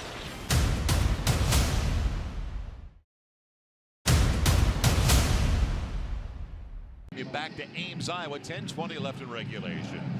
And Paul Rhodes now in his 3rd season. As we talked about it before, was here with Dan McCarney. He's had some big moments already here. Nebraska beating them in Lincoln. All the turnovers by the Huskers, winning the Inside Bowl at the end of the 2009 season. And how about beating Texas last year? In Austin, first ever win by an ISU team over Texas down in Austin. Now he's got a chance to throw this one on that list. This would be a huge win for Paul Rhodes if his team can hang on in the last 10-20. It would be his first over Kirk Ferentz. A bullet to McNutt. And that was a better throw, wasn't it, from Vandenberg? It wasn't. It wasn't completely accurate, but a good wide receiver is going to haul that one in. McNutt is getting one-on-one matchups because Iowa State is committing so much to the run. That's Jeremy Reeves, the 5'7" corner, giving lots of cushion to the taller McNutt.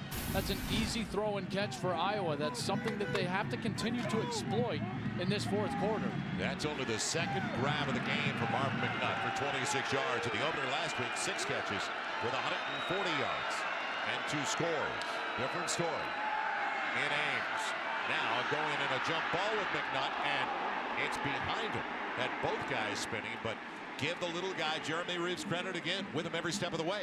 Poor throw by Vandenberg. I thought he just threw this one up rather than giving Marvin McNutt a chance to catch this ball. Now, Reeves is a terrific cover corner. He's going to be step for step with him. But that ball is so far behind Marvin McNutt, there's no ability for an adjustment. You've got to drop it essentially right on top of his head because he's so tall. Steven Staggs into the game for one of the few times. Down on 2nd and 10. Coker adjusting efficiently out of the backfield. Not a bad cut. First down across the midfield stripe to the 48. He's been very quiet in the second half. 18 on the carry. It's been all ISU's defense. Iowa State doing a great job defensively against the run. But finally, Coker patient enough to get that seam. You see the over pursuit by the Iowa State defense. Coker finds that seam, gets north and south, moves the chains, and puts them in positive territory, plus territory on the other side of the 50. He's got exactly 100 yards now on 23 carries. Marcus Coker, the sophomore from Beltsville, Maryland. In a one-point game, a timeout has been taken early in the fourth by Iowa State. That is the first timeout used by either side.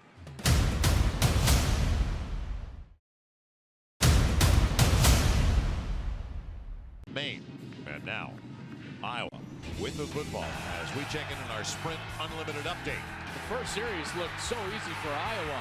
I thought we might be in for a one-sided affair, but Iowa State came back. After a turnover, were able to convert that into a touchdown, and then they got the big momentum kick before half. Mahoney puts it in for 54 yards. We went in at halftime all tied at 10. Iowa, a couple of field goals later, including a 50-yarder of their own, put them up by 6, and then Linz in the corner of the end zone. Steele Jantz on that terrific drive set up by Aaron Horn's bubble screen play, and that's where we're at, 17-16. And close to field goal range once again already. It's a 1st and 10 though. And on the deep drop, Vandenberg overshooting, yes. Floating it for Marvin McNutt. Interesting the way that transpired. That ball was going to be caught in front of defenders. Therefore, there cannot be that much air put on the ball. Only when the wide receiver is behind the defense do you put that much air on it. You see Reeves trying to collapse the margin between he and McNutt. But Vandenberg has got to find some sort of rhythm here because they have had wide receivers open down the field. With the miss, he is now 12 of 22 for 145 yards. So 2nd and 10. It'll be Coker. The cutback is effective again, but still out of field goal territory. Down to the 42, short of the first down as he's dropped by Taryn Benton, a senior from Arlington, Texas, a 3-year starter. So that's the tough part on play calling now when you've got a quarterback, and you mentioned it's gone somewhat cold. And is he second-guessing himself without that many career starts? Looks like we got a secondary player, Leonard Johnson. Or excuse me, that's Taryn Benton, 6 foot, 208 pounds, senior from Arlington. He's the safety, suffering from some cramps right now. It is a hot day. His defense has been on the field for a long time. Iowa has won that time of possession battle here today. But on 3rd down, this is where Iowa State has done such a great job in the second half of getting off the field. A good defensive game plan from Wally Burnham and Paul Rhodes. They've been able to get pressure on James Vandenberg back in the pocket for Iowa. You talk about the 3rd downs, and Burnham told us they couldn't get off the field last week, and that was one of their big problems. This week, a different story. Iowa's just 4 for 11 on their 3rd down drive, so the 9-minute mark approaches, and now crucial 3rd and 4 for the Hawkeyes, down by 1.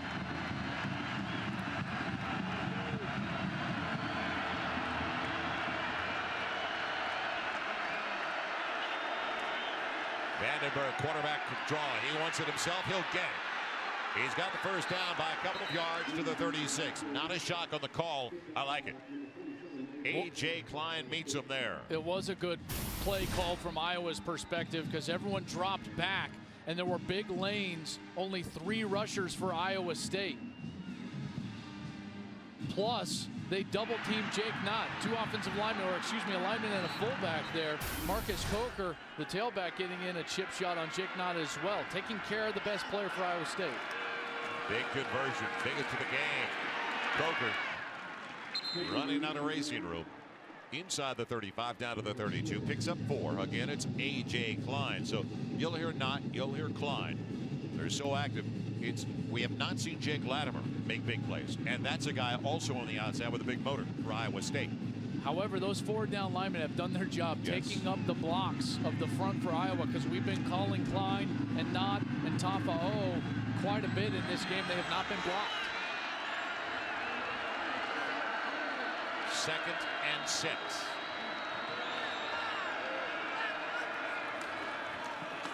Coker and hangs on because they were trying to rip it away, and in particular Patrick Neal, the defensive end, crashed in on that side. The senior from West Des Moines. Now is your play calling a little bit conservative because you're in field goal territory and you're only down by 1? Potentially. That's still a long field goal. Talking about close to 50. It's going to be about a 48-yard field goal attempt if they try it here. I want more yards. I got to try to convert this if I'm Vandenberg. 7-10 and counting. All 3 timeouts remaining. Meyer has been perfect. He is 3 of 3 today, 5 of 5 in the year. That's the place kicker on the sideline, and now a timeout has been called by Iowa. So they just converted on 3rd and 4 on the quarterback draw, and when we come back, we'll find out what they do on a 3rd and 5. 6:59 to play. You know, real good for the Cy-Hawk Trophy.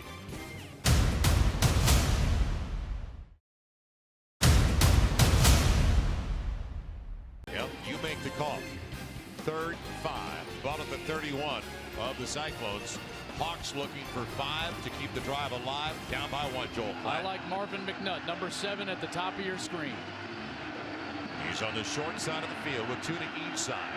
Vandenberg ran a shotgun or a quarterback draw last time. Now, ton of time, and there you go. McNutt coming across on the shadow cross to the 5. 1st and goal near the 2. Good call. Marvin McNutt is the best playmaker that Iowa has. As good as Iowa State has played against him, the ball has got to be in his hands in crunch time, and this was it. A 3rd down.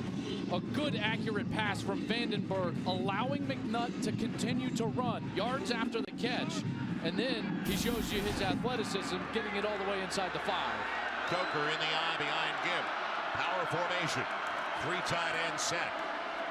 It's Coker carrying him to the 1. 2nd and goal from there as the clock rolls inside of 6:20 remaining in regulation.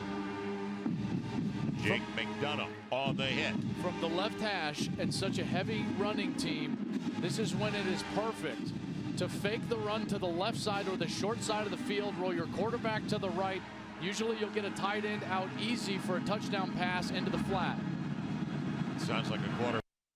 And we continue to apologize for our technical difficulties on the video side. Joel Myers, Joel Klatt, Jim knocked down to the sideline.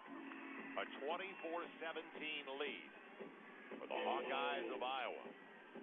So they have been perfect. You talk about the field goals. Well, they're 3 of 3 on their field goal attempts. 1 of 3 for the Cyclones. And you bring it up, Joel, because if they hit those 2, one was missed by Mahoney at 42 yards, the other 38 by Geyer, then they're looking at a field goal to take the lead once again. Well, it would be a tie game right now because Iowa would not have gone for 2 after the touchdown. So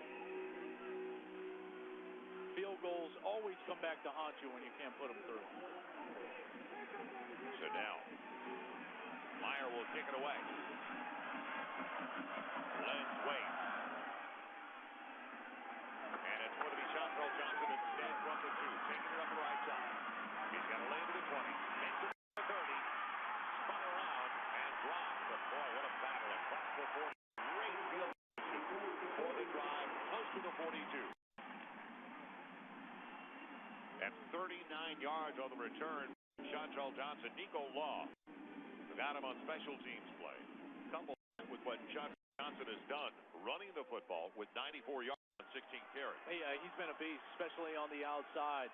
Those read packages for Steele Jantz. He's been making good decisions. Jantz has in the running game, but Johnson running on the outside. We are working on the difficulties for having from the 41. Cyclone. Down by 7. It will not work. Motion man. False start. Cost him 5. The way you want to begin a critical drive.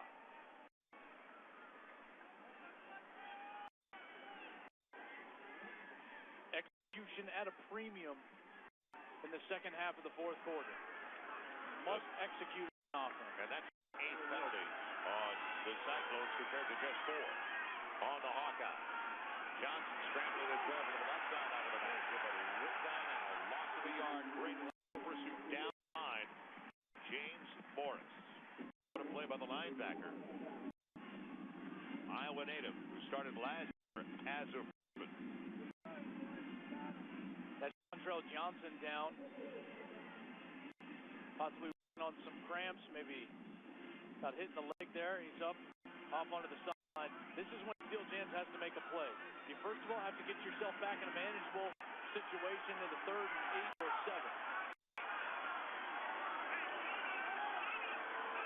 5-minute mark from the clock roll. 2 timeouts on the board and a second. And 15, almost 16.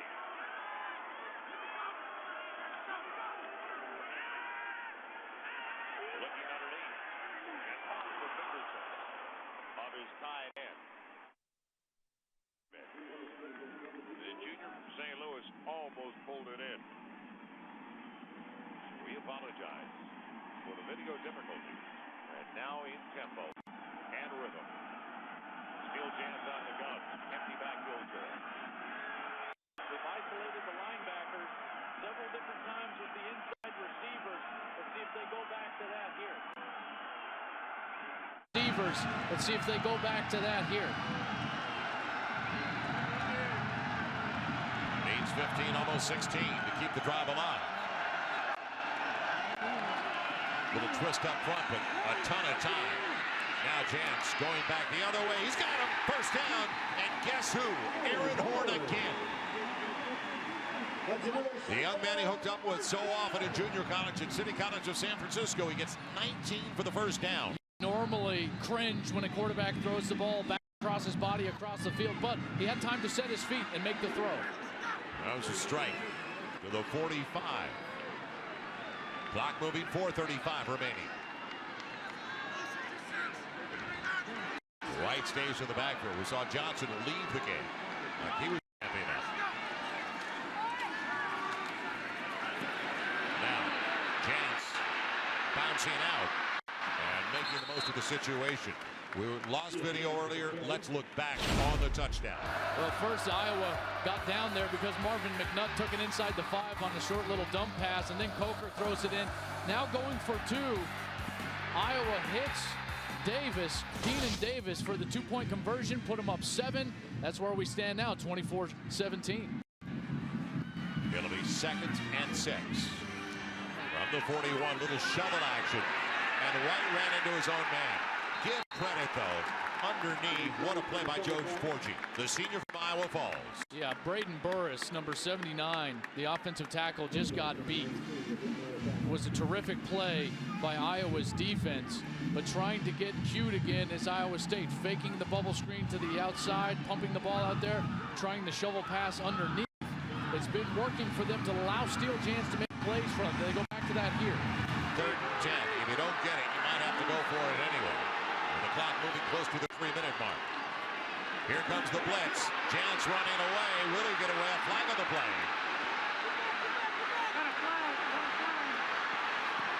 And throwing into the end zone, wide open. Does it stand? He finds Chris Young, but a flag very early. A hold, it'll come back. Still, Steele Jantz shows what he could do with those wheels. Holding.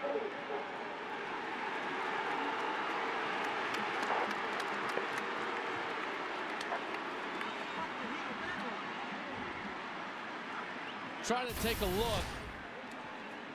Looks like there's potentially a hold right here. That's Braden Burris again. That's Christian Kirksey, the outside linebacker.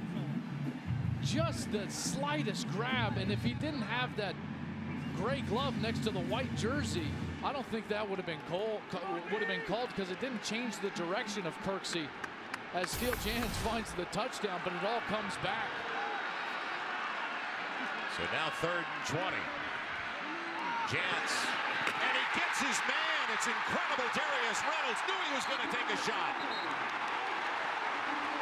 1st and 10 of the 15. How about the throw? What a throw from Steele Jans. That's exactly the throw you have to make in an intermediate ball down the sidelines. Watch him step up and drive the ball between the safety and the corner, not lofting it and allowing the safety to get over there. Perfectly thrown from Steele Jans.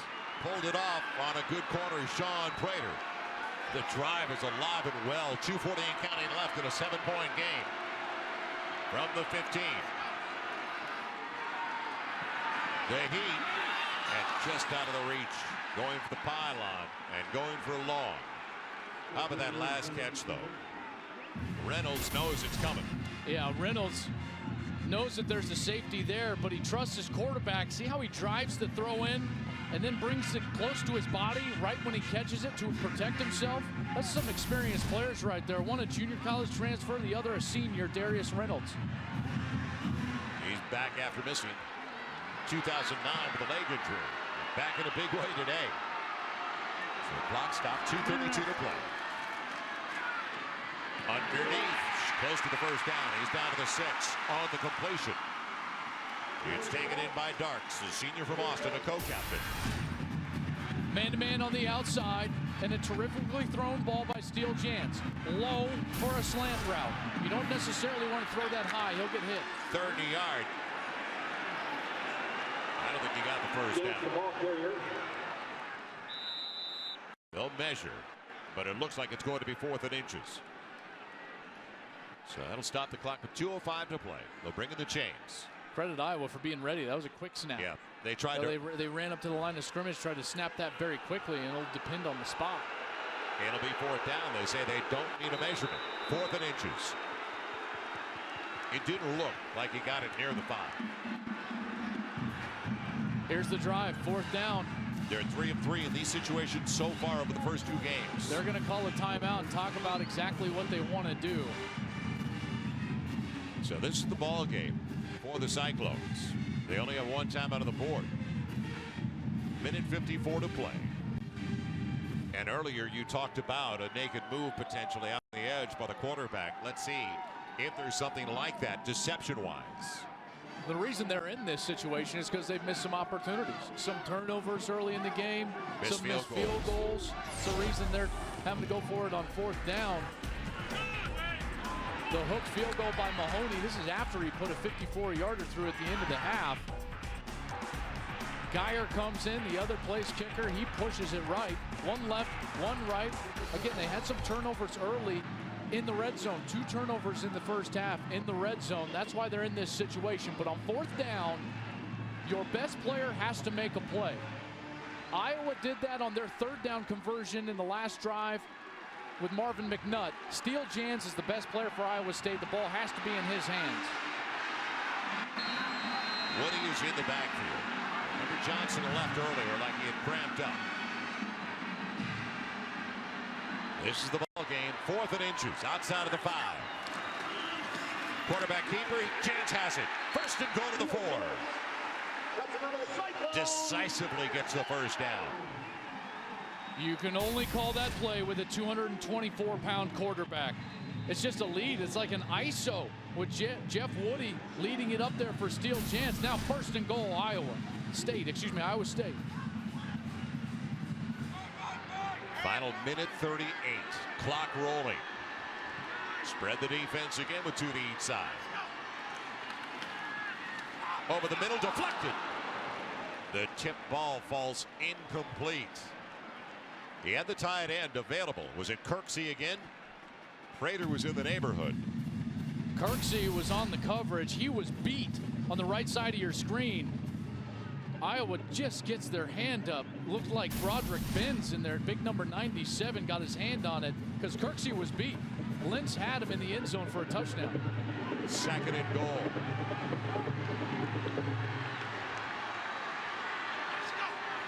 Low snap. Chance. It's batted down. Kirksey this time punches it away for the intended target. So he's trying to get Lenz the ball. Kirksey has had some kind of day. He absolutely has. He's been all over the field, sacking the quarterback. He's been terrific in coverage. The drop snap hurts the play. They were trying to go back to the same play that they had just run when Lenz was wide open in the end zone. Kirksey read it beautifully and was there to bat that ball down. They bring in Tanner Miller, bring in the extra defensive back. Out of the gun. Woody stays in there flanking. Steele jams. Third and goal. Quarterback keeper. He's faking it. Now scrambles away from pressure. Corner of the end zone. Touchdown, Iowa State. Do you believe it? It's Darius Douglas.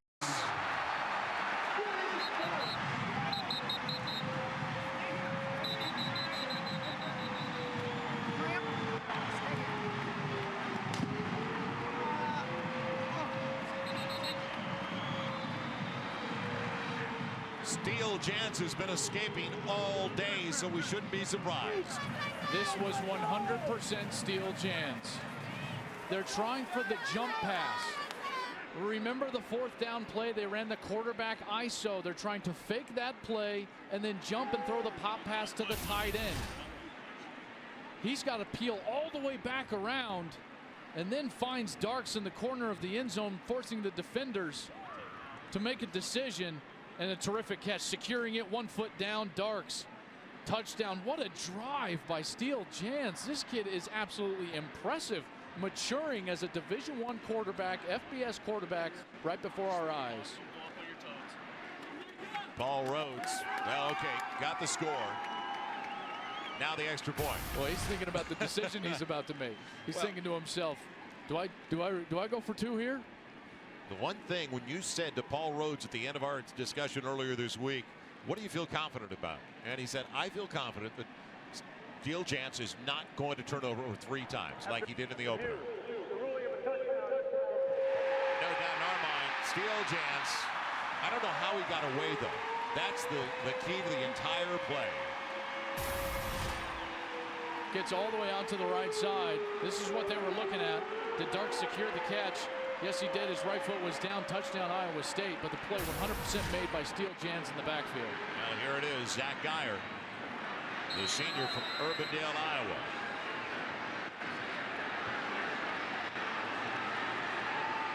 Trying to tie things up. It's all even. 2002 Kinnick Stadium, Iowa City. Fred Russell had a big day. 46-yard touchdown run. He got 133 on the day, but it was Seneca Wallace who had the final word. They came from behind and won at 36-31.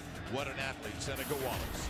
Jack Trice Stadium in 2003, Iowa returning the favor.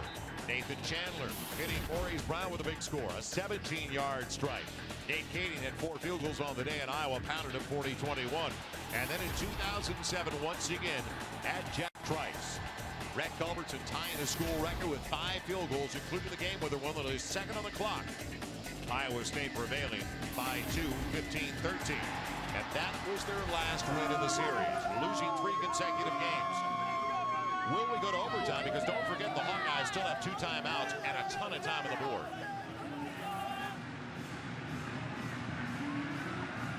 Back deep, Davis. Over to the near side. Now Wooding get another opportunity. Not anymore. Put it on the ground.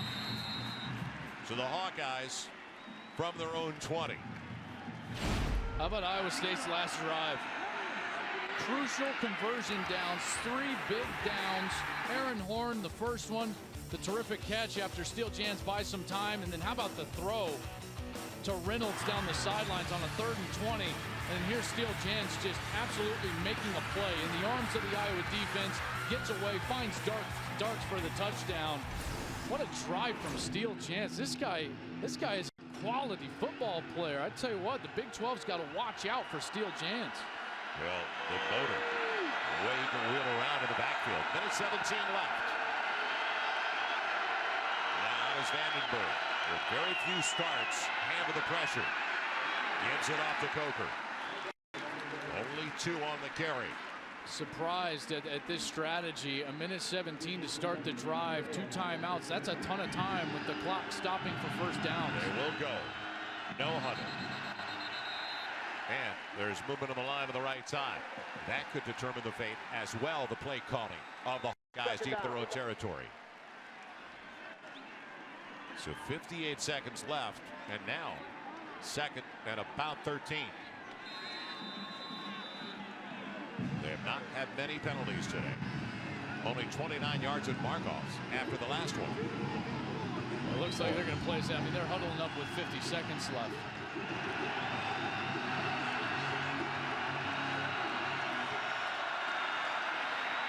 Coker slices past the 20 out to the 21. So it more and more looks like overtime in Ames, Iowa. This game has had a little bit of everything, so it's fitting. What a terrific game it's been. It is what fitting a terrific that it would game go it's down been. to an overtime situation. These kids have laid it on the line here today at Jack Trice Stadium. And we talked about how intense this rivalry is, but with great respect.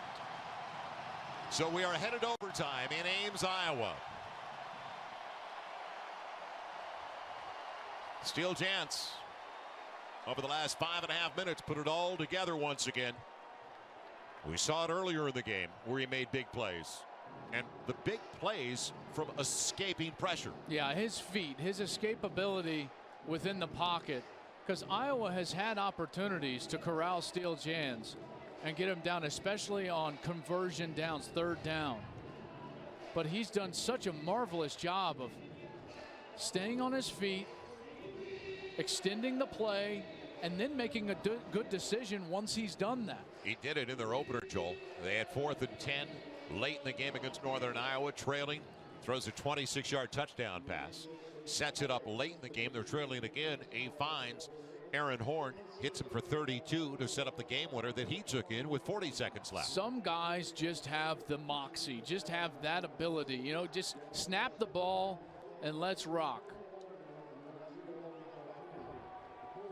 So we've seen a little bit of everything already in the first 2 games of Steele Jans's career here at Iowa State. And most of you familiar by now with the overtime rules. And you want to win the toss so you can see what the opponent gets first. Yeah, you most of the time you select defense first from the 25. That's one of the biggest things in overtime right away is winning that toss so you don't have to go first. You know what you need. The only way Iowa has moved the ball against Iowa State is through the air, because they have, I know Coker has had some yards on the ground, 119, but they've been tough yards. Iowa State has done a heck of a job, Jake Knott and company, of stopping the rush for Iowa. The momentum clearly on Iowa State's side right now, especially after the last drive from Jans to tie this thing up. So the Hawkeyes have to be stunned to a certain extent, where it looked like they were going to stop them. And then Lance converted again, or Jans rather, Steele Jans converted again on another 4th down play. So they'll come out for the coin toss, and then we'll set it up from the 25. Iowa State has outgained them by just about 100 yards overall in the day. They got better offensively as the game went along. They sure did, and it started with their quarterback.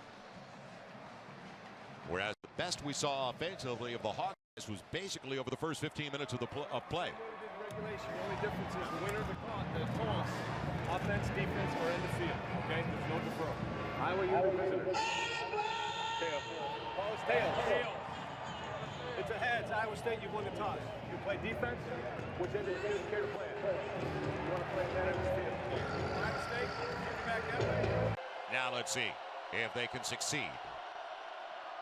Going to McNutt right away. Boy, they bracketed him, didn't they? They were Inside trying. the 20. Jake Knott flew out of there immediately. As soon as he read pass, he was trying to give underneath help to the corner on that side, Leonard Johnson, because Marvin McNutt has been the only weapon for Iowa in this second half. Iowa State understands that right now.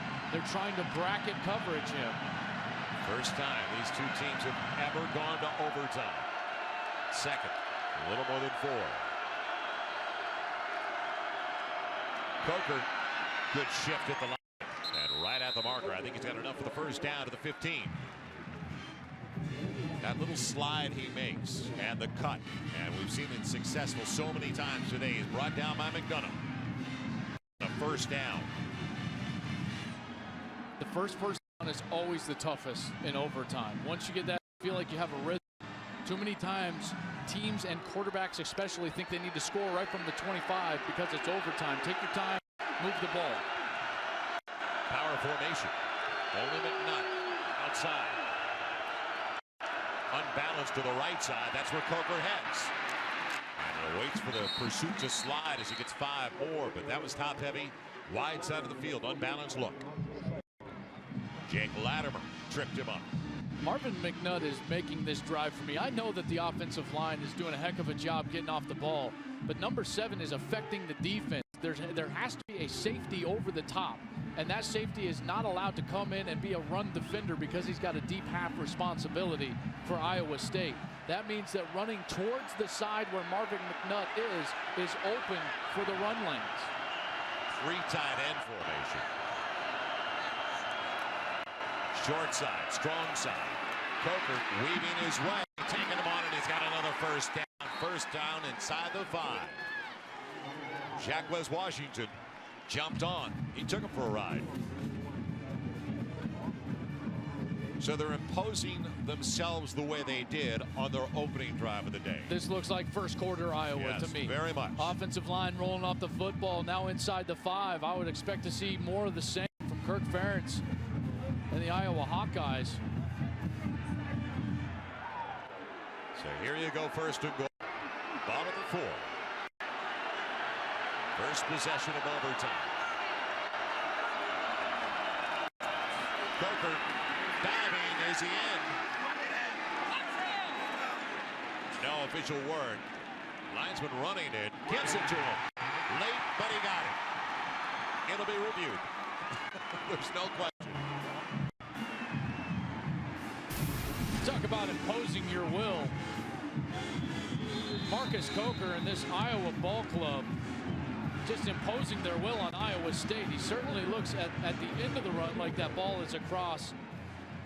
But his knees are down, though. Right. That looks like maybe after his knees were down. Hard to tell there, but just a terrific series for Coker and the Iowa offensive line. Whether it's that snap or the next, it looks eventual the way Coker is pounding the football behind the big line.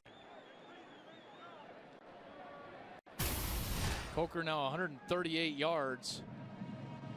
Really tough to tell. His knee is definitely down at that point right there. It's just tough to know where the football is, if it's touching that white line or not. And enough to overturn it. Always the most important part of replay. What was the ruling on the field? It's called a touchdown. They're going to have video evidence to overturn this.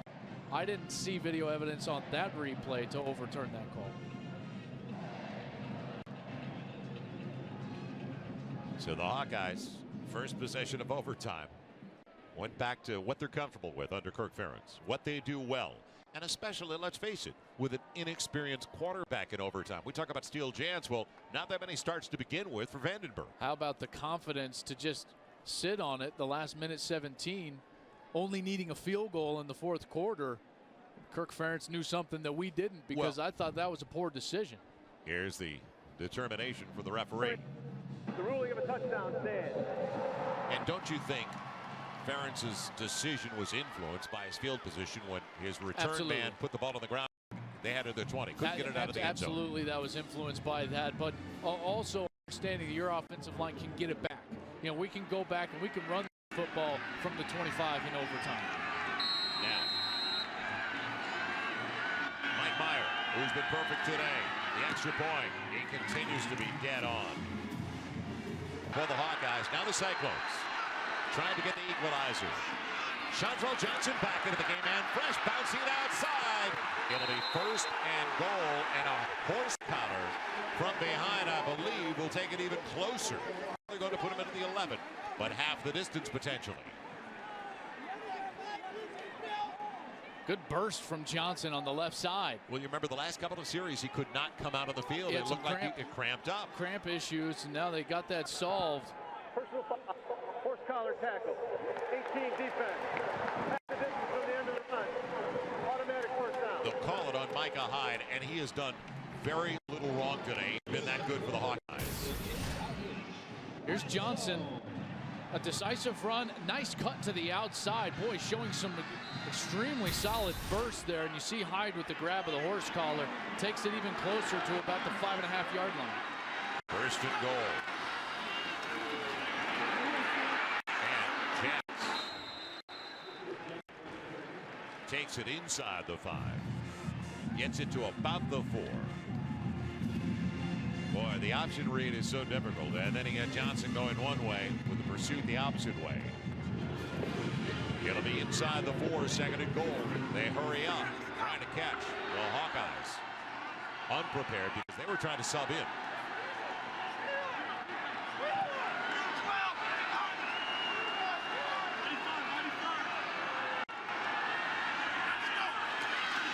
Timeout. It looked like they were trying to call a timeout. Didn't get it. And Kirk Ferentz was as they dropped Jantz at the 4. Now it's going to be third and goal, but Kirk Ferentz was running down the line trying to get a timeout. I think he's glad that he didn't get it. They had the blitz on from the outside. It gets finally to steal Jantz. I was able to bring him down. Third and goal. Lost about a half-yard on that play. Looks again like man-to-man coverage, Joel. Looks like they're going to blitz.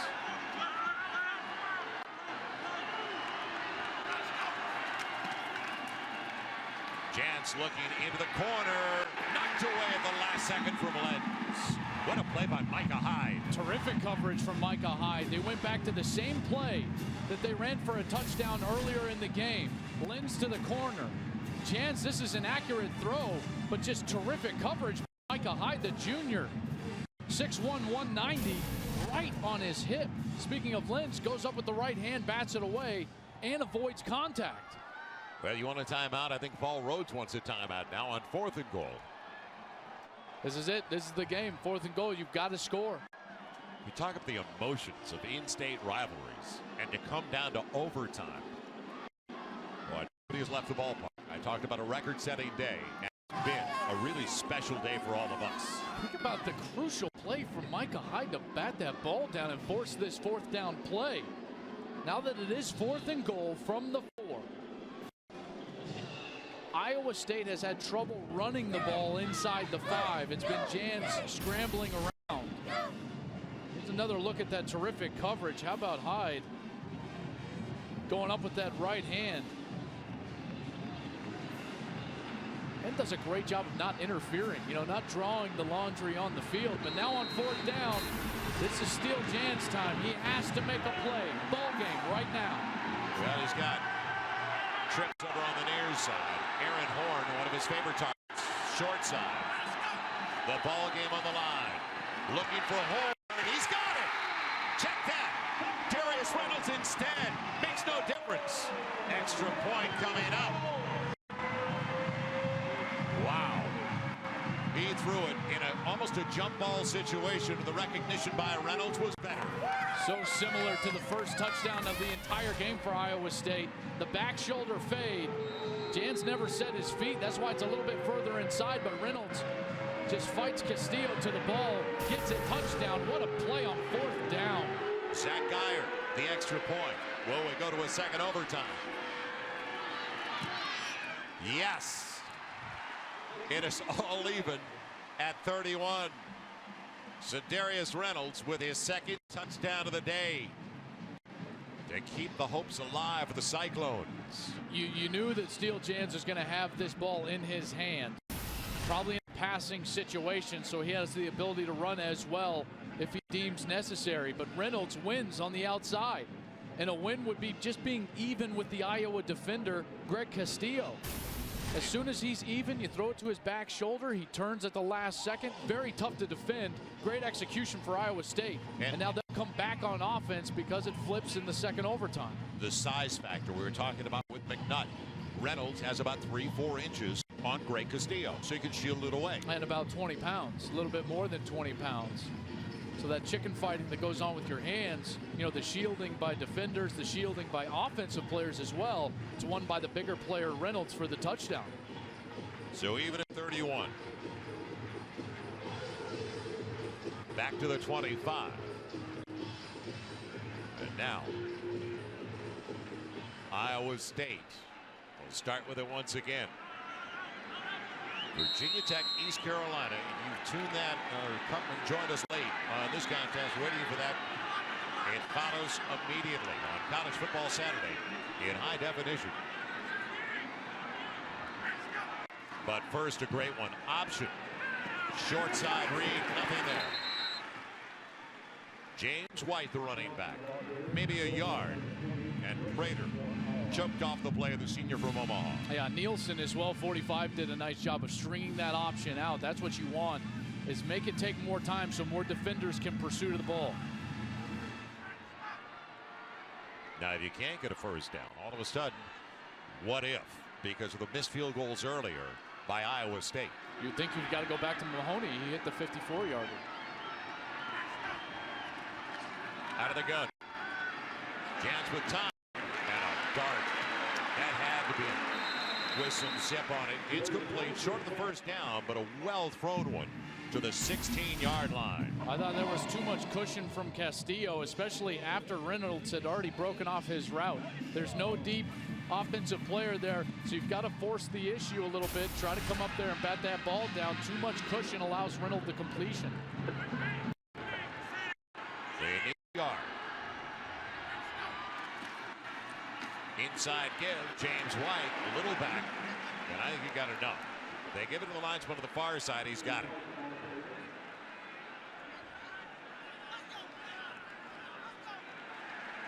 First down, move the chain. On third down, Iowa is constantly bringing a double crash blitz. Outside linebackers on the outside of the line, crashing down the line of scrimmage. That's a good play call versus that type of a defense, putting it right back up the middle of the formation. Johnson, their leading rusher today with 108 yards, back into the game. He'll get it on a reverse, go the other way. They stay at home, though. Josh Lynn's going nowhere. Boy, you talk about the dependability and just they don't beat themselves. That was the case, Prater and the Hawkeyes. Every coach says, stay at home, stay at home. The backside defensive end stays at home. The backside linebacker stays at home. The backside safety stays at home. All of them, Kirksey, Prater, all these guys in on the play because they're disciplined defenders. So the gadget did not work. A little toss in reverse. It'll be 2nd and 9.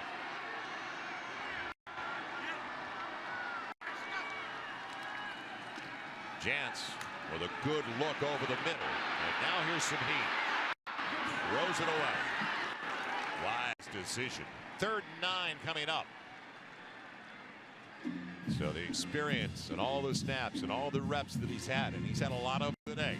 Steele Jans, by the way, is 23 of 34 for 265 with 4 touchdown passes, and he has not thrown a pick. He's been spectacular today, but this is when he needs to be at his best. 3rd down, 2nd overtime. It's going to be 3rd and 9, looking for a conversion to keep his team on the field.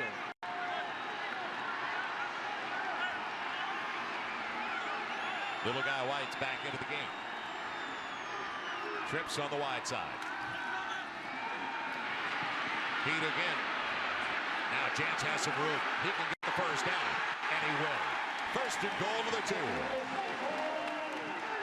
Boy, the elusiveness of Steele Jans has been the key all day for Iowa State. Number 58, LeBron Daniel, had an angle and just ran out of gas. How about these defenders just not having enough in the tank to chase down Steele Chance? Puts it inside the 5, 1st and goal. He stays in the gun. From the 2. White goes low. He goes in. Touchdown, Iowa State.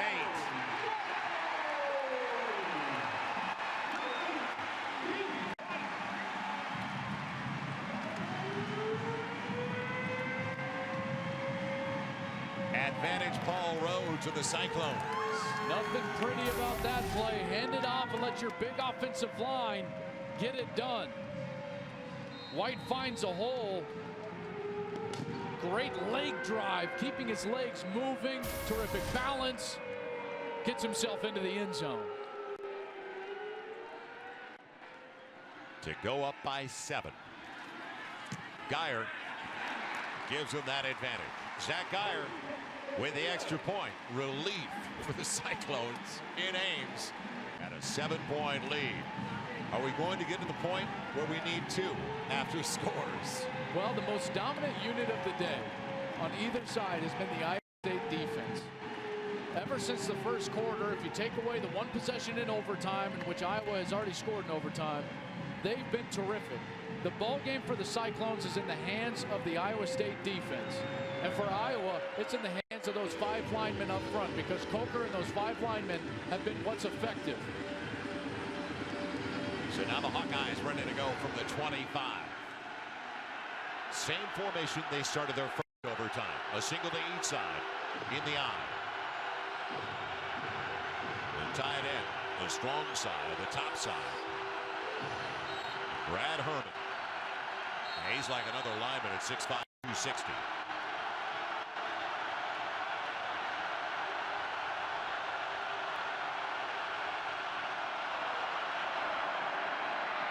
It's Coker. Spinning to 2 and spinning right into the arms of Patrick Neal, the defensive end. How about Tafa'o again in the backfield for Iowa? Number 45 for Iowa State has just been a beast. This senior from San Carlos, California, 5'11", about 240 pounds. The downhill player has played downhill today. Well, Wally Burnham told us he was their best run guy. He was dead on that one. 2nd and 8 from the 23.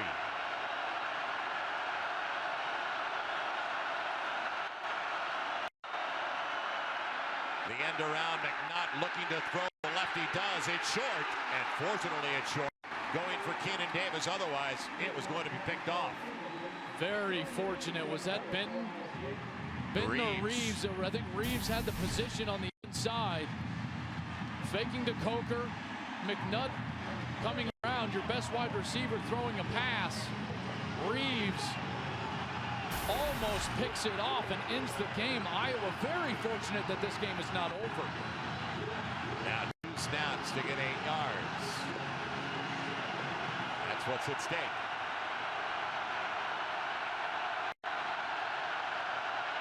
On 3rd down. Vandenberg with plenty of time. What a grab. Keenan Davis into the end zone. It floated like it was there for the taking for either side, and Davis got hungry in a hurry for 23 yards.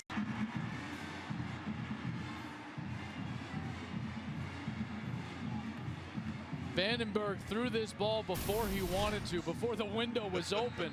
You can tell he wants to throw it so badly and just kind of floats it into the area of the curl route, and Reeves runs right through it and able to take it in for the touchdown. What a play by Reeves. Excuse me, Davis. Extra point. Good hold, good handle. Takes himself up into the end zone. He certainly helped out his young quarterback.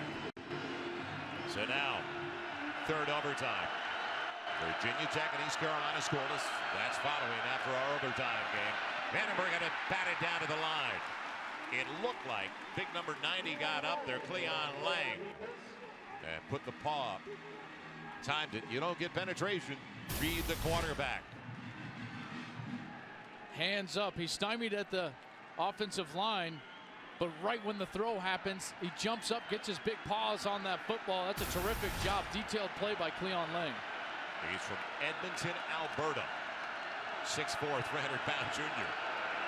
They're tied at 38. 2nd and 10 Hawkeyes. Underneath was available. Came late. Martin Manley's got it. But if he gets him early, it looks like he can go the other way with it. He would have had green grass in front of him, especially with an accurate throw, but he had to wait. Martin Manley actually had to come back the other way after catching that football, but now another 3rd down situation. Vandenberg got away with the floater on the last series. Does Iowa State pressure? I think Iowa State pressures here, takes their chances in one-on-one coverage on the outside. McNutt at the bottom of your screen. Their best receiver. 3rd and a little more than 5, almost 6. Vandenberg, good pocket protection, and it's dropped. The man who just made the great grab for the score, Keenan Davis, had it go off his fingertips. And the first chink in the armor in overtime. Iowa's going to settle for a field goal. Keenan Davis wants that one back. It was in his hands, and he had nothing but green grass in front of him. An accurate throw as well. That is right on the money from Vandenberg. That ball's got to be caught. That was in 1st down territory. And he also has space with Martin Manley there to block for him. Flag comes up.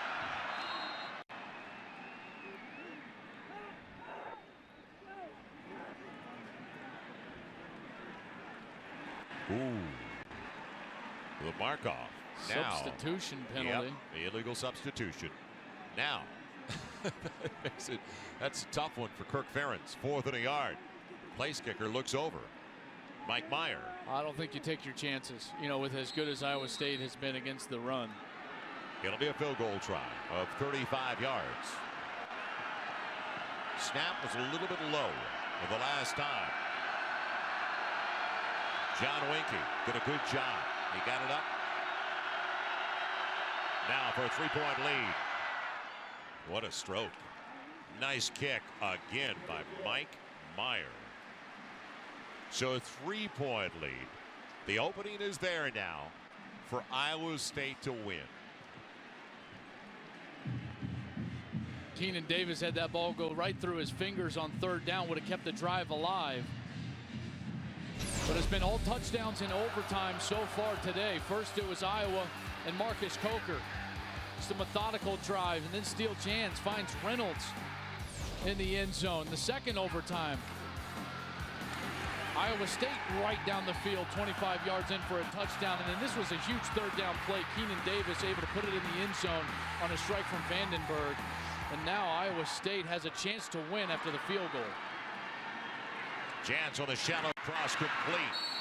It's good down to about the 20 to Josh Legs. Don't go anywhere. As soon as it's over, we race over to Virginia Tech, East Carolina. That is coming up in high definition next. We're in triple overtime in Ames, Iowa. Joel Myers, Joel Klatt, Jim Knox, Steele Jans out of the gun on 2nd and 5 from the 20.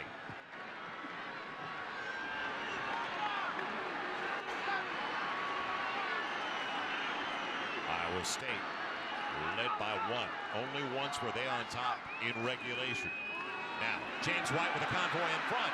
They get him from behind, short of the 1st down. Good pursuit down the line. And once again, the linebacker making the play was James Morris, who had a big pick last week and set up a field goal. James Morris has had a solid day. They haven't run too much right in the middle of that Iowa defensive front, but been pursuing the ball very well. Now a 3rd down opportunity for Iowa State. Well, Jans do it himself. His wheels have been the difference. Needs 2, and a timeout coming for Paul Rhodes. Charge timeout. You ever heard the stadium go quiet that quickly? that quickly. That quickly. What a huge down for Iowa State.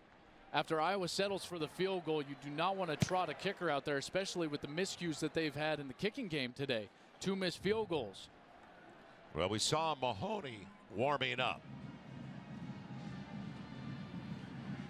Will it be Mahoney if it is a field goal try? Dominic Davis. Coming up next, it's Virginia Tech, East Carolina, featuring Dominic Davis of East Carolina. And East Carolina up early. First touchdown of the game. We're talking about the young man. Well, East Carolina is on top. Big numbers last week against South Carolina and gave the Gamecocks everything they wanted last week. Huge play here. Iowa has got to bow their neck. Well, they spread it. Does he run it again? They've used the quarterback draw frequently. Jeff Woody's in the backfield. They've used that quarterback ISO. Needs 2 for the first down. Wants to throw for it. It's behind him, but he grabs it anyway. And what a grab. Darius Darks, a senior from Austin. First and goal at the 8. Darks had to reach a bit behind him, but is able to get it done. What a crucial third down conversion for Iowa State. Now they're in business inside the 10, an opportunity to win. They try to snap a 3-game losing streak in this series. Inside give, no. Chance keeps it. And he's inside the 5 to the 4. He doesn't mind mixing it up on the zone read. Brought down by Morris once again. And you can't sub. They're right back at the line. Out of the gun. Man-to-man, looks like another blitz. They've loved Lenz to the corner in this situation.